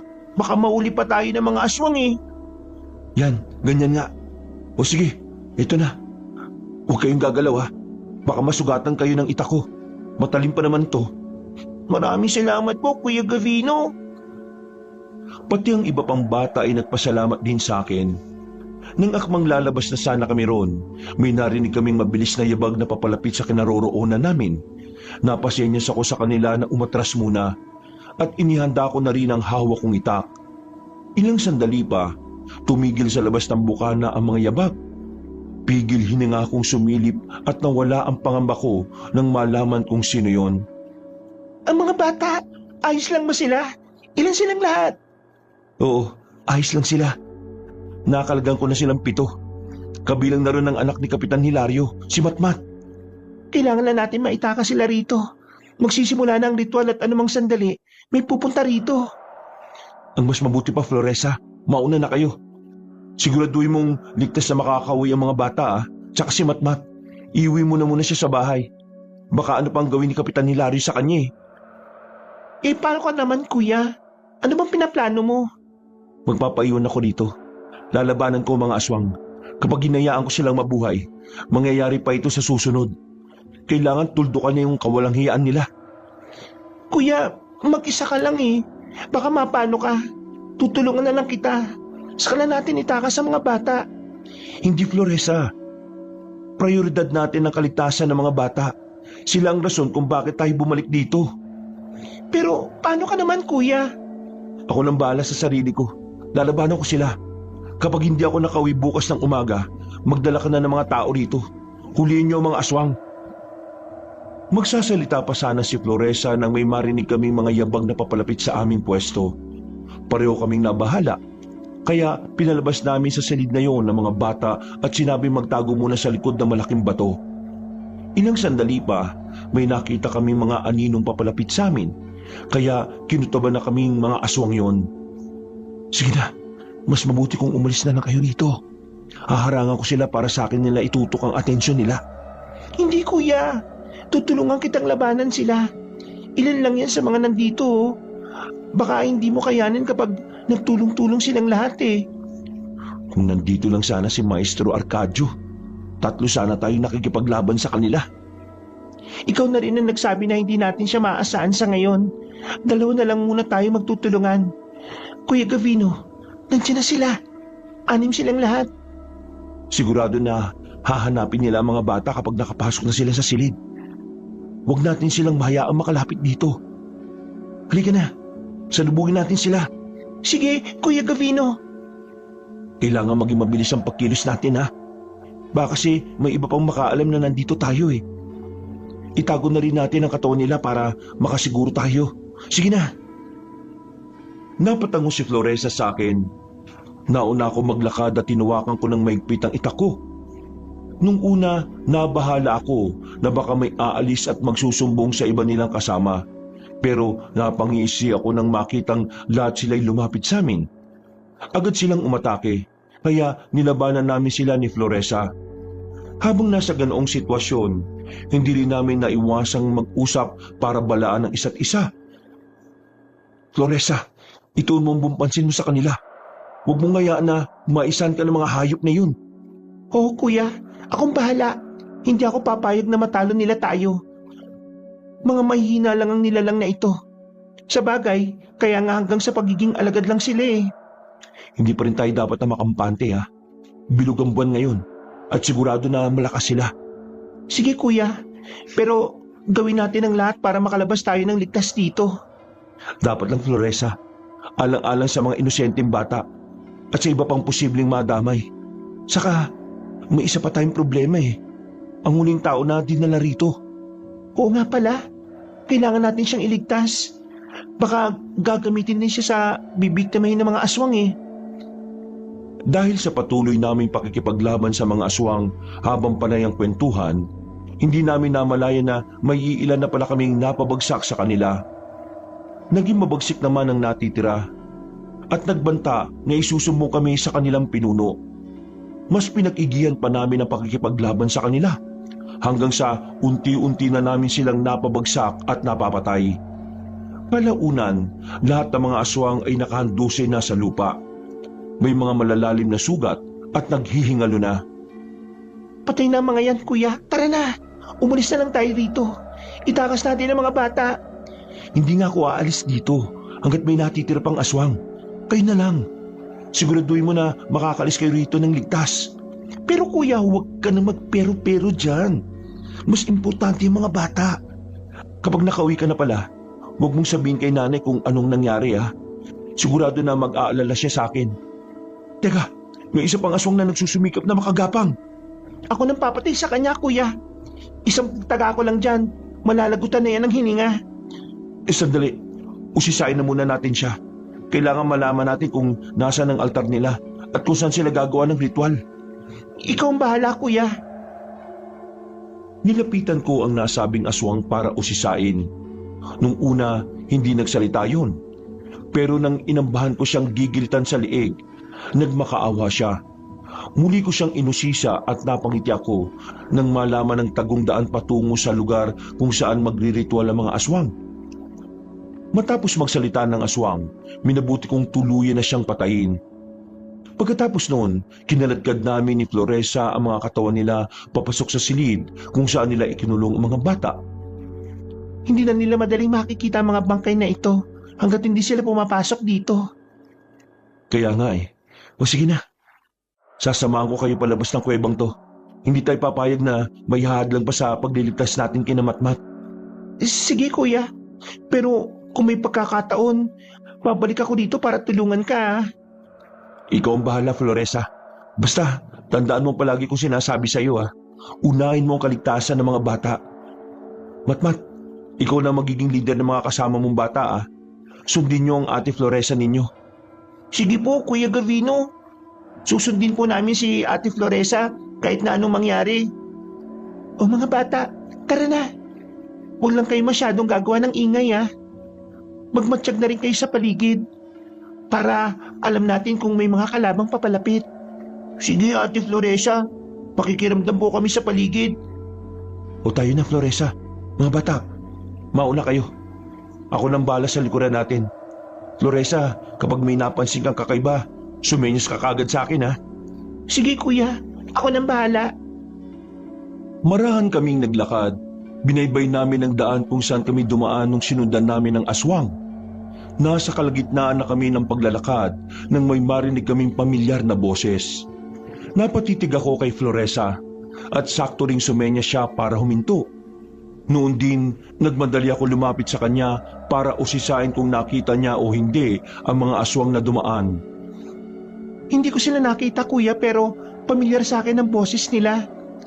Sa akin din Kung hindi ako nagkakamali, ang isa'y si Kapitan Hilario. Hindi siya ang naiisip ko. Parang kaboses niya si Maestro Arcadio Teka, katimbre nga ni Maestro ang isa. O sige na, lumabas na kayo para masundan ko silang dalawa. Baka doon sila pupunta sa tinutukoy na lugar ng aswang na inusisa ko. Sige kuya pero ganito na lang. Ihatid ko sila at hayaang makapasok sa lagusan. Pagkatapos, tutulungan na kita. Ikaw ang bahala. Basta siguraduhin mo lang na walang ibang aswang na nakaabang sa kanila Oo kuya. Masusunod na nga bilin mo sa akin. Ipinagpatuloy namin ang paglalakad hanggang sa matanaw na namin ang bukana ng kuweba. Agad akong sumenyas kina Floresa na bilisan na ang paglalakad para makapasok sila sa lagusang dinaanan namin.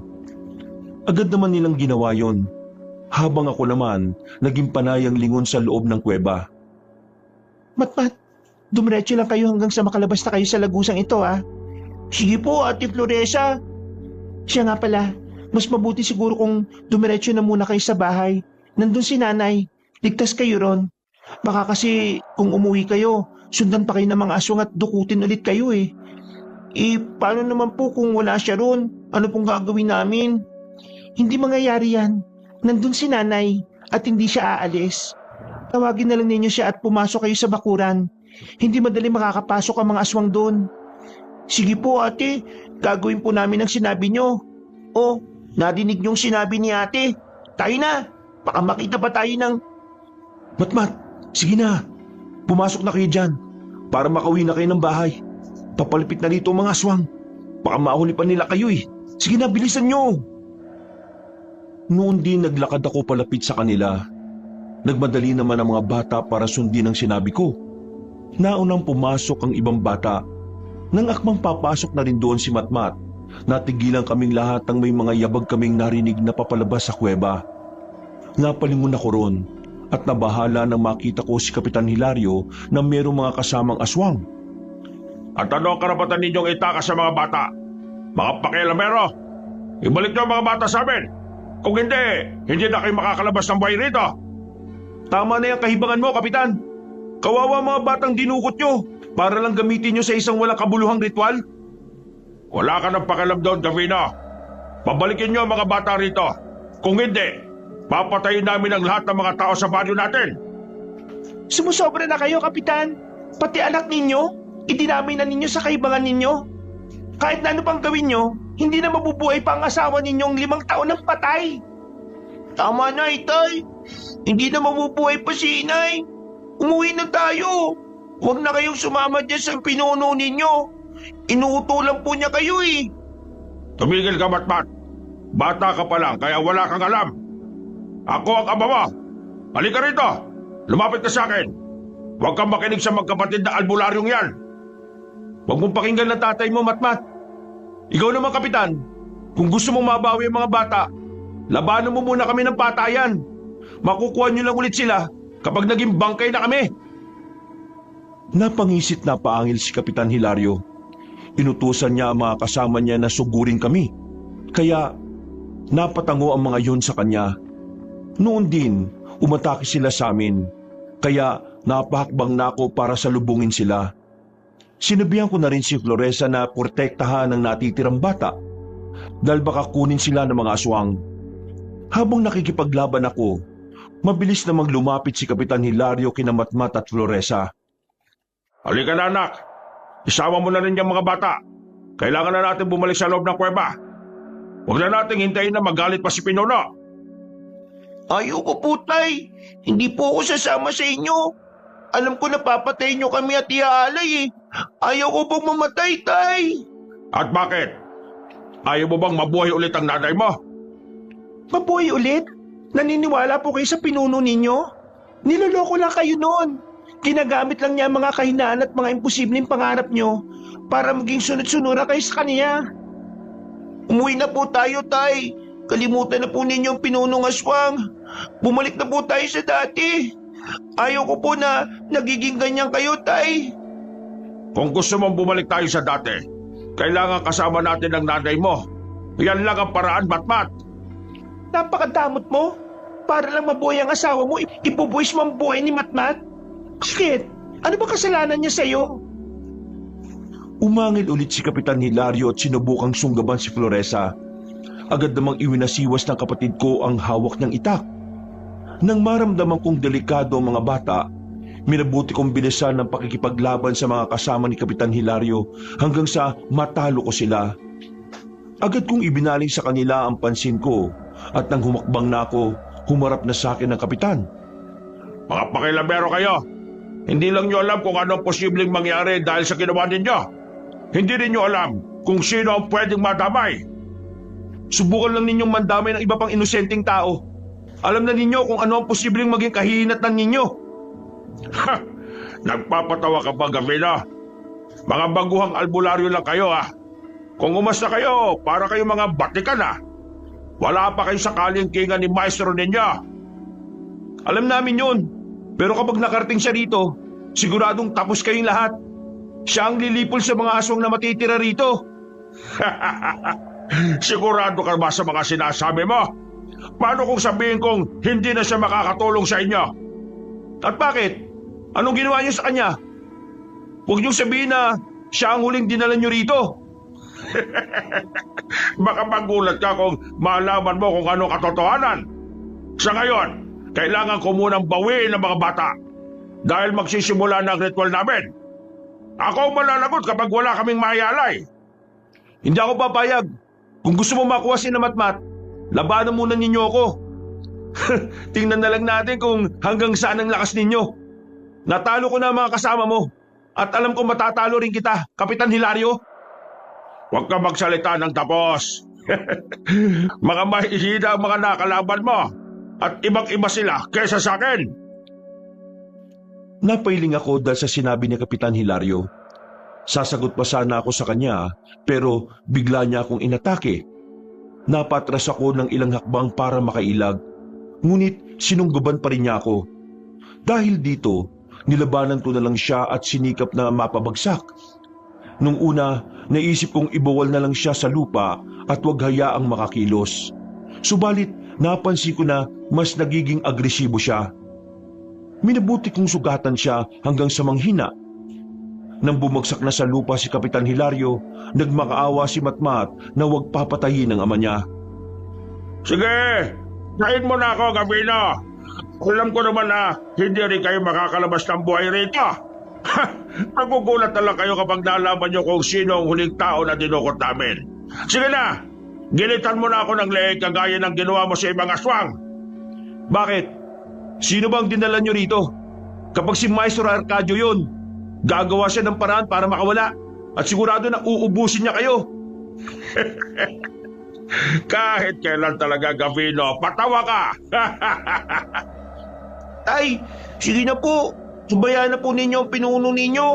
Umuwi na po tayo. Pagod na po ako at nagugutom eh. Tumahimik ka. Wala kang silbi, Matmat. Gusto ko lang naman na mabuhay ulit ang nanay mo eh. Pero ikaw mismo ang ayaw.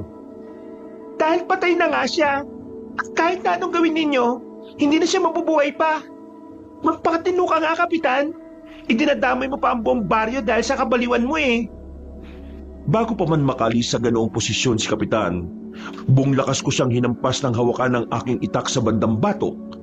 Napaungol siya at agad na nawala ng malay.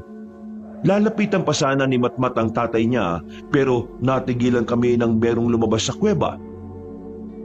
Maestro Arcadio, kayo? Ano ginagawa niyo rito? Bakit may mga aswang kayong kasama? Huwag po niyong sabihin na... Tama ang nasa utak mo, Camilo. Ako nga ang pinuno ng mga aswang. Ako ang gabuna na nakita mo nung nagpunta ka rito ng palihim. Hayop kayo? Pinaikot niyo kami? Ang buong akala namin ay mabait kayo. Pero kayo pala ang nagpasibuno ng lahat ng ito? May mga pansariling interest lang kami na hindi madaling makuha. Pero sa pamamagitan ng mga batang iniligtas ninyo, mas mapapadali sana ang pagtupad ng kahiligan namin. At kung iniisip niyo na papayag ako sa kagustuhan ninyo, diyan kayo nagkakamali. Pipigilan namin kayo sa abot ng aming makakaya. Sige, pigilan niyo ako sa pagbawi ng mga batang yan. Hindi niyo magugustuhan na magiging kapalit ang naging aksyon niyong ito ni Floresa. Bakit? Ano gagawin mo? Kung alam namin na ganyan ka, hindi na sana kami nagpaturo sa'yo. Pasalamat ka. At may kung ano kaalaman kang ginagamit para hindi agad namin nalaman ang totoo mong pagkatao. Tama na ang chat-chat. Ibigay niyo sa amin ng mga bata. Kung hindi, papatay namin ang taong dinala namin dito. At kung iniisip niyo na nagbibiro lang ako, diyan kayo nagkakamali. Nang makita kong mas naging mabagsik ang mukha ni Maestro Arcadio, pinakiramdaman ko ng mabuti ang mga galaw niya. Ilang sandali pa, itinaas niya ang kamay niya at lumabas mula sa kuweba ang iba pang aswang. Pareho kami ni Floresa na nandilat ang mga mata nang makita naming hawak nila si Nanay Pilar. May busal ang bibig noon at may takip ang mga mata niya. Ngayon, ibabalik niyo sa akin ang mga bata o papatay ko sa harapan ninyo ang pinakamamahal niyong nanay. Hindi namin isasakripisyo ang mga bata para lang sa kagustuhan niyo magkaroon ng karagdagang kapangyarihan. Mat, sige na. Umalis na kayo. Umalis na kayo. Ayoko po. Gusto ko pong iligtas si tatay. Gusto ko pong sabay kaming umalis dito. Napakademonyo mo talaga, Maestro Arcadio. Huwag mong sasaktan si nanay. Kung hindi, hindi mo magugustuhan ang mangyayari sa inyo. Tinatakot mo ba ako? Anong magagawa ninyo? Itak lang ang hawak ninyo. Samantalang ako, isa akong aswang. Higit ako makapangyarihan kaysa sa inyo. Oo. Malakas ka nga at may kaalaman ka kaysa sa amin. Pero ginagamit mong iba para maging ganyan ka. Hindi ka malakas, maestro. Isa kang mahinang parasitiko. Kapag wala ang iba, para ka rin naman pasang sisiw. Ganon. Diyan kayo nagkakamali. Kahit na mag-isa lang ako, makakaya ko pa rin lumaban at pumatay. Binala ko na kayong dalawa, pero nakialam pa rin kayo. Pwes, pagbabayaran niyo ang ginawa niyo kita. Napaangil si Maestro Arcadio nang akmang sasakalin sana niya si nanay. Patakbo kong lumapit sa kanya. Nakita naman niya ako, kaya inutusan niya ang mga alagad niya na salubungin ako. Napasigaw na rin si Floresa sa kasumugod na rin sa kanila. Dahil mahigit 10 aswang ang nakapaligid sa amin, naging maingat kaming dalawa. Ang kada nilalang na lumalapit sa amin ay sinusubukan naming tagain. Pero dahil nasisinagan sila ng buwan, bagyang nag-iba yung lakas at liksi nila. Hanggang dyan lang ba ang kaya ninyong dalawa? Tinuruan ko naman kayo Baka naman talagang mahihina lang kayo. Kung may mas mahina sa atin, ikaw yun. Kailangan mo pa ng tauhan para lang magkaroon ng puwersa at maisagawa mga plano mo. Pati si Kapitan Hilario, dinamay mo pa. Lahat naman tayo madadamay rito. Kaya habang maaga pa, ibalik na ninyo sa amin ang mga bata. Kung ako sa inyo, mas pipiliin ko na rin umanib sa amin. Kami ang maghahari sa lugar na ito at walang kahit na sino ang makakapigil sa amin. Kahit kailan, hindi kami papayag na ganyan na mangyayari. Hindi. Napatawa si Maestro Arcadio dahil sa sinabi ko. Nasa kalagitnaan kami ng pakikipaglaban nang kunin ng guro namin ang busal at takip sa mata ni Nanay Pilar. Nagulat naman siya nang makita kami. Pero mas nagulat siya nang makita si Maestro Arcadio na nasa anyong aswang. Dahil alam ko na nasa peligro na rin pati si Nanay, pinag-igihan ko ang pakikipaglaban sa mga alagad ni Maestro. Hayop ka, Arcadio! Ipinagkatiwala ko sa iyo ang dalawa kong anak. Inakala kong tuturuan mo sila. Pero ano itong ginawa mo? Hindi mo ako maintindihan, Pilar. Mas gusto kong magkamit ng kapangyarihan para magawa ko mga bagay na gusto ko. Hindi ako mananatili sa pagiging albularyo at hahayaan na lang na nakatiwangwang ang pagiging isa kong gabunan. Napakawalang hiya pa. Hindi ko na sana hinayaan ang dalawa kong anak na sumama at magpaturo sa iya. Huli na ang lahat, Pilar. Mas sinusunod na nila ang sarili nilang prinsipyo kesa sa mga salita ko. Nakailan pa sila sa mga plano ko. At alam mo ba kung ano ang kabayaran niyan? Kamatayan niyong lahat. Hindi mangyayari yan. Lalabanan ka ni Gabino at Floresa. Hindi sila papayag na magtagumpay ang isang demonyo katulad mo. Napakadami kong alagad na pwedeng pumatay sa kanila. Kahit na hindi ko na idadampi ang kamay ko sa mga anak mo. Alam ko na dadanak ang dugo nila. Tingnan mo kung ano, ha? Natigilan si Maestro Arcadio nang makita niya kung paano ko tagain ang iilang aswang na sumugod sa akin. Sinigurado ko matatamaan sila sa liig, kaya hindi na sila nakapalagpa. Kalaunan, nagawa naming matalo ang mga alagad ni Maestro Arcadio. Napaangil naman siya, at sa hindi namin inaasahan, sinakal niya si Nanay. Nagpumiglas ang ina namin, kaya nabahala kami at nagmadaling lumapit kay Maestro. Bitiwan mo si Nanay! Huwag kang maging duwag, Maestro! Kami ni Floresa ang kalabanin mo! Sinisiguro ko lang na magtatagumpay ang plano ko. Ibalik to rito ang mga bata. Kunin niyo sila at dalhin sa akin. Kailangan kompleto sila. Dahil kung hindi, buhay ng ina ninyo ang magiging kapalit. Sige, subukan mo ipagpatuloy ang pagsakal sa kanya. Sisiguraduhin namin na mabibigo ka sa mga plano mo. Sige na, hindi ko nasasakalin ang nanay ninyo. Hala, ibalik na ninyo rito ang mga bata. Sila kailangan ko. At wala akong pakialam sa inyo, mga pakialamero. Mga anak, huwag niyong susundin ang demonyong maestro ninyo. Mapapahamak lang ang ibang tao. Pati ang mga sarili ninyo.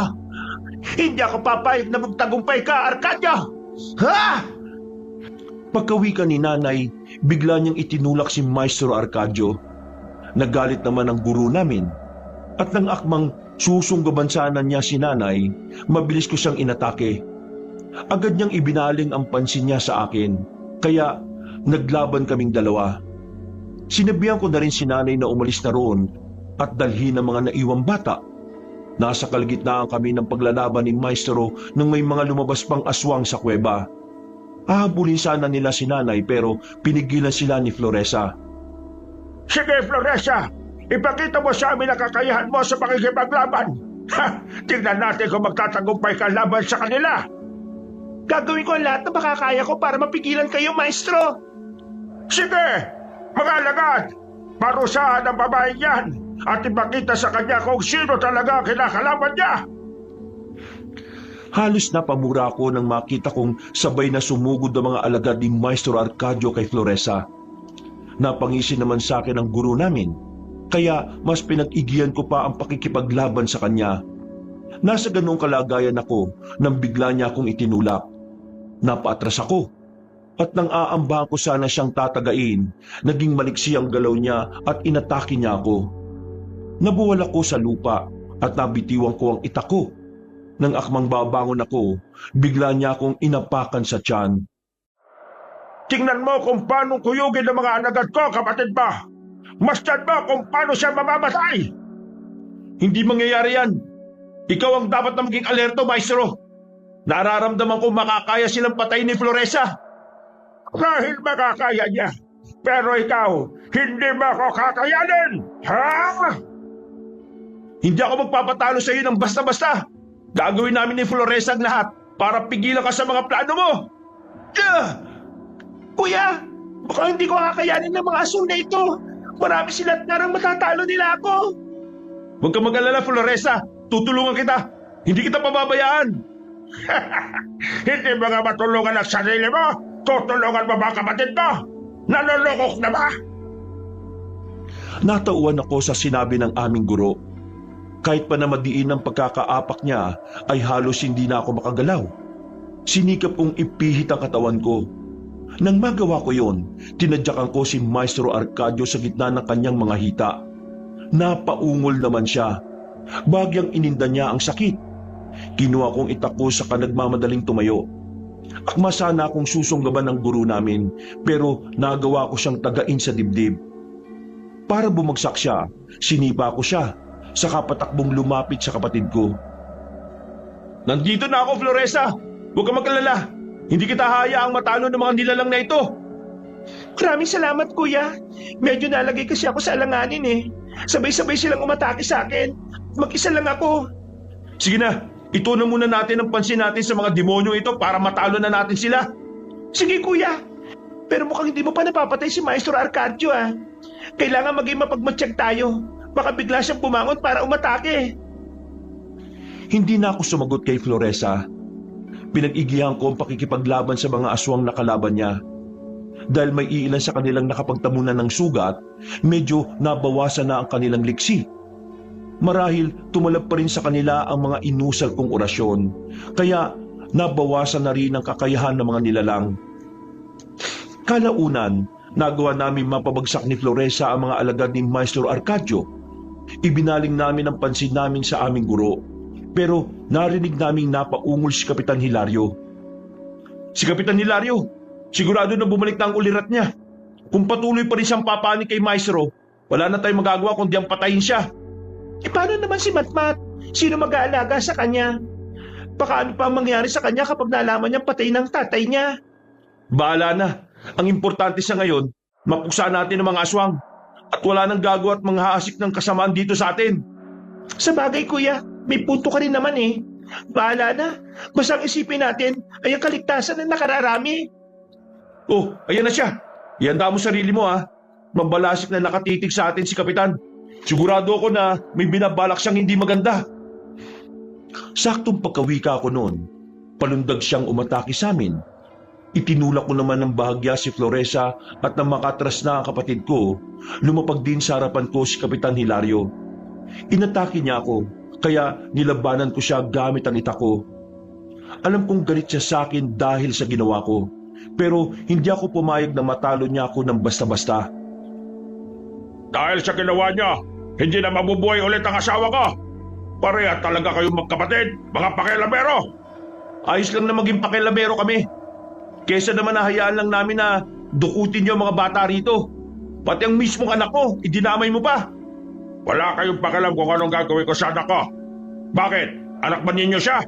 Hindi ah. Talagang ang napakawalang hiya mo.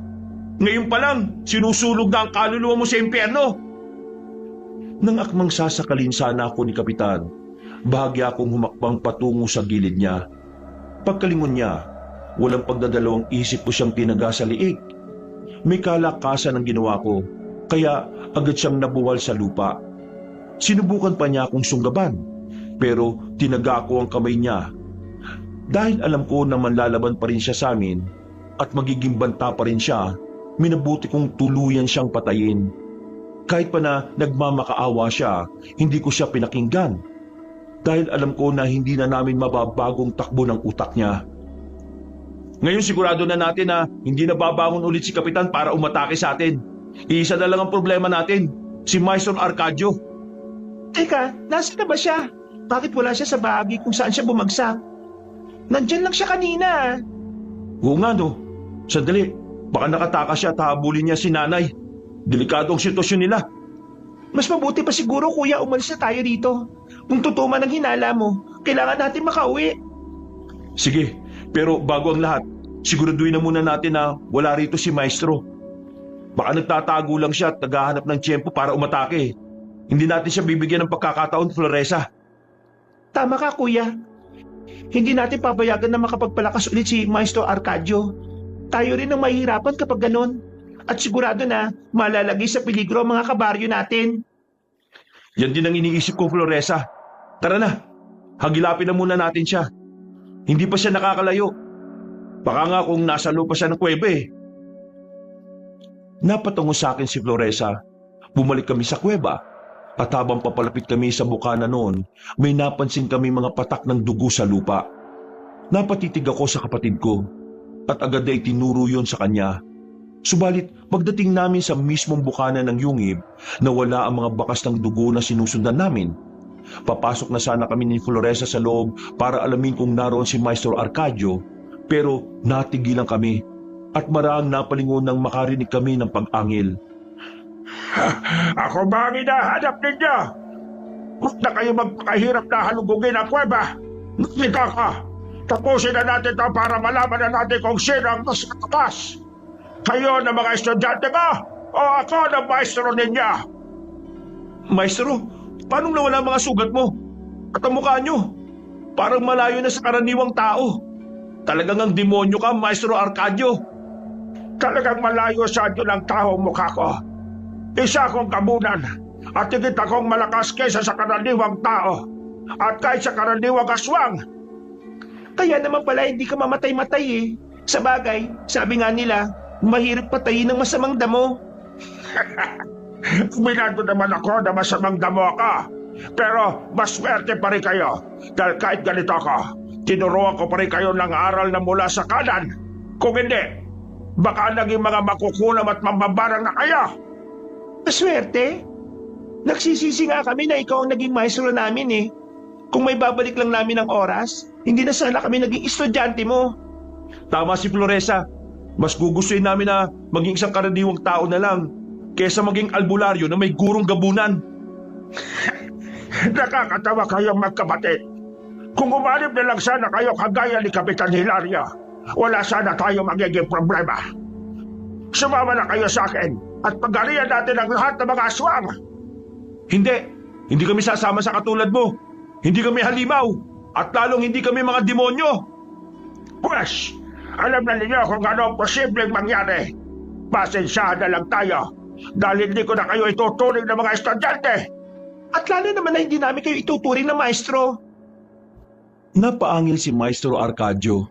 Nakita kong umuusok ang ilong niya kapag humihinga. Pero hindi ako nagpatinag.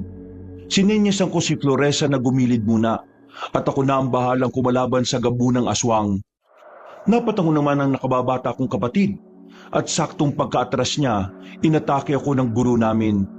Nakipaglaban ako kay Maestro gamit ang itako, pero dahil maliksi siya, hindi ko siya nagawang masugatan. Ano? Magulat ka dahil nag-iba yung leksiko?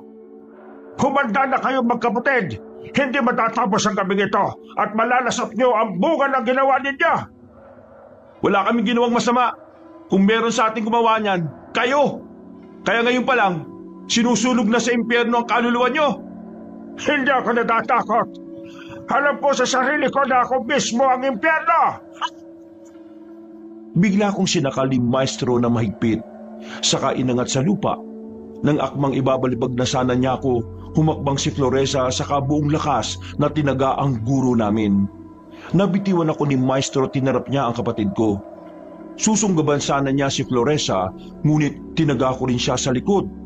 Nang mapansin kong mababaw ang naging sugat niya, minabuti kong itaga muna sa lupa ang itako, saka siya muling inatake. Napaungol si Maestro, at bago pa man niya magawa ang pakay niya, tinaga siya ni Floresa sa liig. Pagkabagsak ni Maestro sa lupa, "Ano, Maestro? Akala ko ba malakas ka dahil isa kang gabunan? Bakit bumagsak ka sa isang pagtagalang ni Floresa?" Maestro!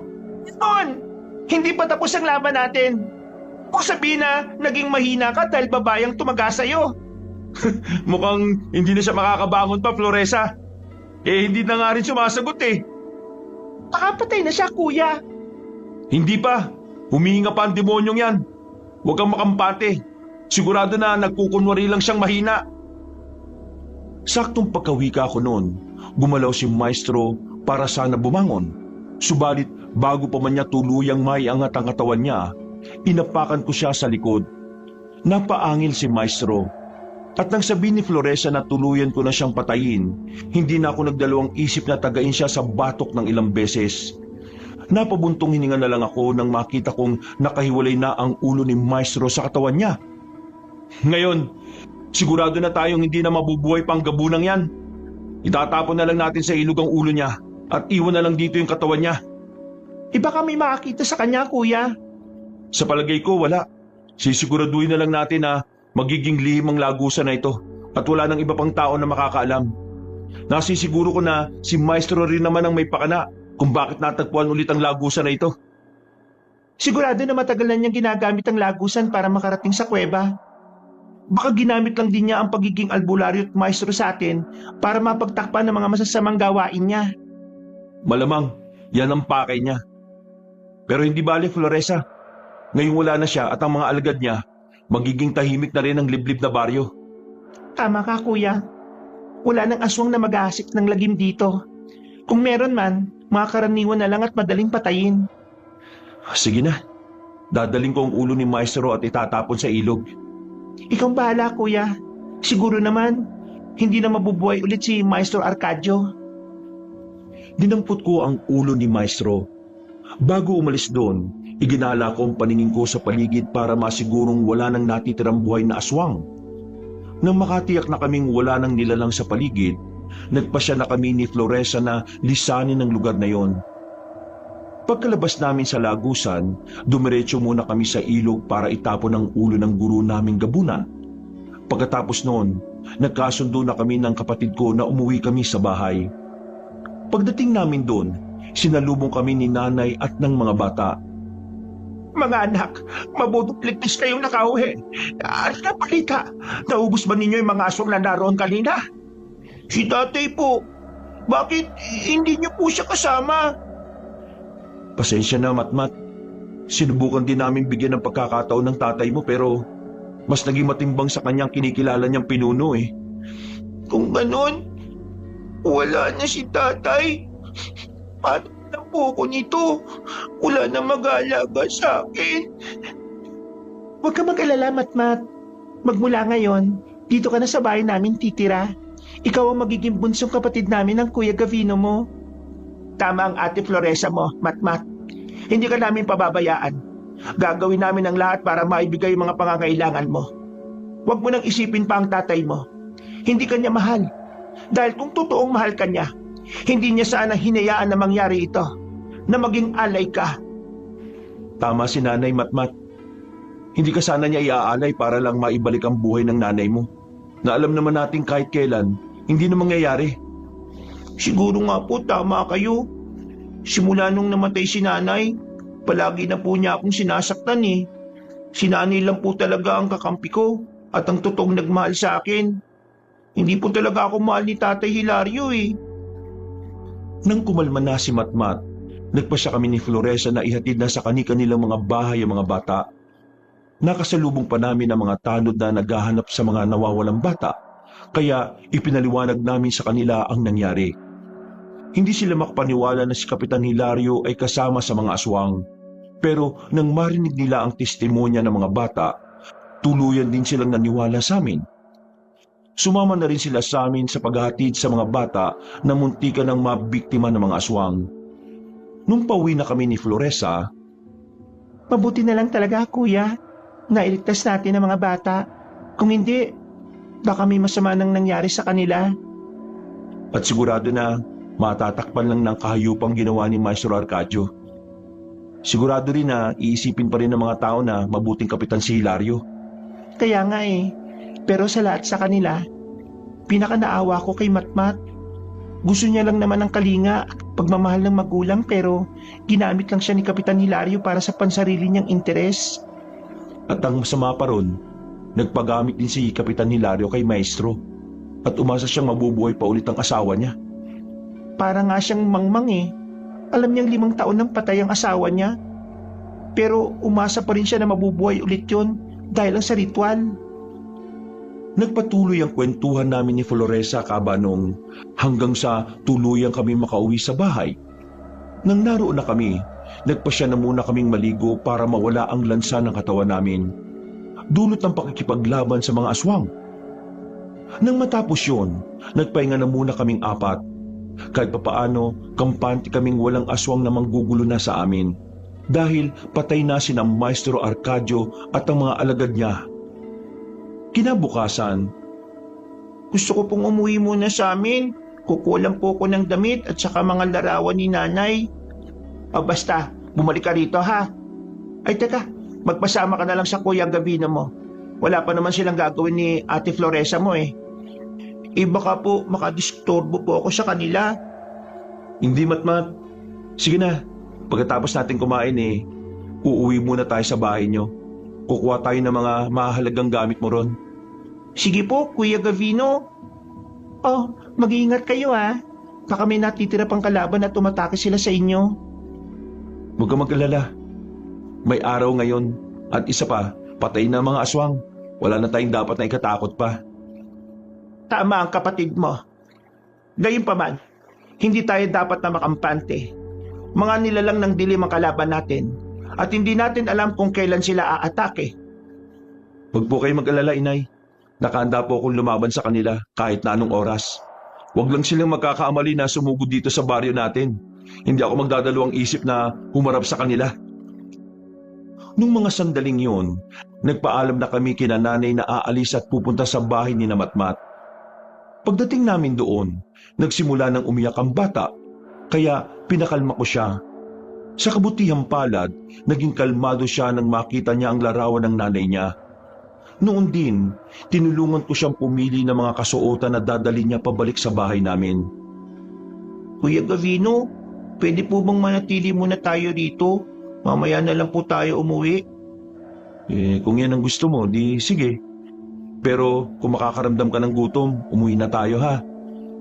Huwag kang mag-alala, malalampasan mo rin ang lungkot na nararamdaman mo. Kuya, maraming salamat po sa inyo ha.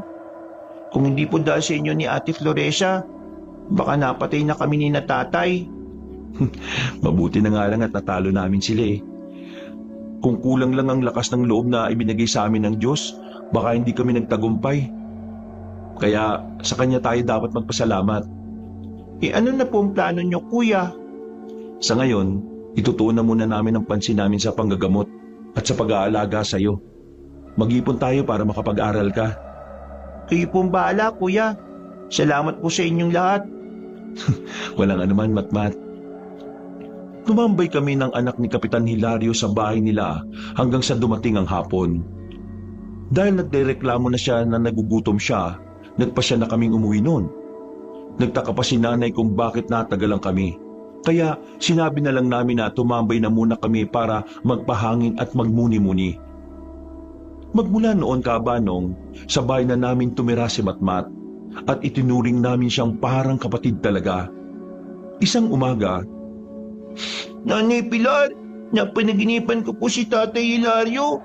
Nagbigay po siya ng babala sa atin. Sinabi po niya na kailangan natin mag-ingat. Ha? Bakit naman daw, Matmat? huwag ka na maniwala sa panaginip mong yan, Matmat. Sigurado na kahit nasa pagtulog, sinusubukan kang linlangin ng tatay mo. Ang sabi po niya, may mga aswang pa pong atake dito eh. Kailangan daw na umalis na tayo dito bago pa mahuli ang lahat. Diyos ko, ano bang klaseng panaginip yan? Parang kahit patay na si Kapitan Hilario nakakapagbigay pa rin siya ng takot ah. Huwag na natin siyang pakinggan. Hindi tayo alis dito. At kung sakali man na may mga aswang na atake dito, nakahanda naman ang mga tanod eh. Tutulong sila para mapatay ang mga salot na yan. Palagi rin naman tayong nakahanda ah. Kung mangyayari man ang banta ni Kapitan Hilario, magagawa natin makapanlaban sa kanila. Hindi natin papayagan na maulit muli yung pandurukot niya sa mga bata rito. Tama ka. Gagawin natin ang lahat para mapigilan sila kung sakali mang totoo ang babala kay Matmat. Ay basta, kahit na ano man ang mangyari, kailangan pa rin natin mag-ingat.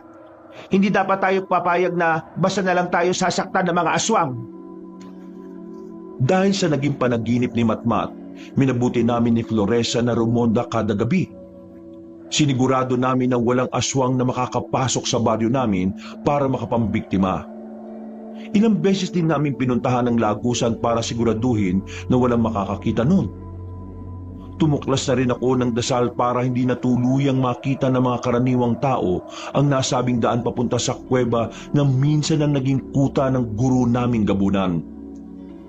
Ngayon, hindi na madaling matatagpuan ng mga taong lagusan. Hindi na sila makakapasok dito. Ganun pa man, kailangan pa rin natin bantayan to. Dahil baka may mga asong at masasamang albularyo ang pumarito. Baka may alam sila kung paano kalasin ang dasal na inusal ko. Subukan na lang natin daanan ng bahaging ito kapag numuronda tayo, kuya. Iba pa rin kapag sigurado tayo eh. Tama ka, Floresa. O tara na, ipagpatuloy na natin ang pagronda. Siguraduhin nating walang mga asong nadadayo rito para mambiktima. Sige kuya, pumunta na rin tayo sa kabilang baryo. Baka pati sila, palihim na rin inaatake ng mga aswang eh. O sige, tayo na. Hindi dapat tayo nag-aaksaya ng oras. Baka malingat pa tayo at maisan ng mga hayop na yon. Dumiretso na kami sa kabilang baryo para siguraduhin na walang mga aswang doon. Nang nakatiyak na kami, umuwi kami sa bahay para magpahinga. Magmula noon, gabi-gabi kaming rumoronda ni Floresa. Sa kabutihang palad, wala nang umataking aswang sa baryo. Naging tahimik na rin ang pamumuhay namin magmula noon. Dahil wala ng mga magulang si Matmat, kinupkup namin siya hanggang sa tuluyan na siyang lumaki. Sa ngayon, may mga kanya-kanya na kaming mga pamilya. At kapag nagkakaroon kami ng pagkakataon, nakikita-kita kami para bisitahin ang puntod ni Nanay Pilar at ang pinaglibingan sa nanay niya. Mga kabangers, mga kayanggaw, maraming salamat po kung umabot po kayo hanggang dulo. Kung nagustuhan niyo po ang kwento natin, sana po'y pakipindot po ang like button. Kung bago pa lang po kayo sa channel natin, sana po'y mag-subscribe po kayo. Mag-iwan na rin po kayo ng comment. Kung medyo nabitin po kayo sa kwento natin, iniimbitahan ko po kayong puntahan ang dalawa pa nating channel. Ang Pamela Clamil channel kung saan nagnanarate po ako doon bilang si Lolo Pael at ako rin po bilang si Kabanong.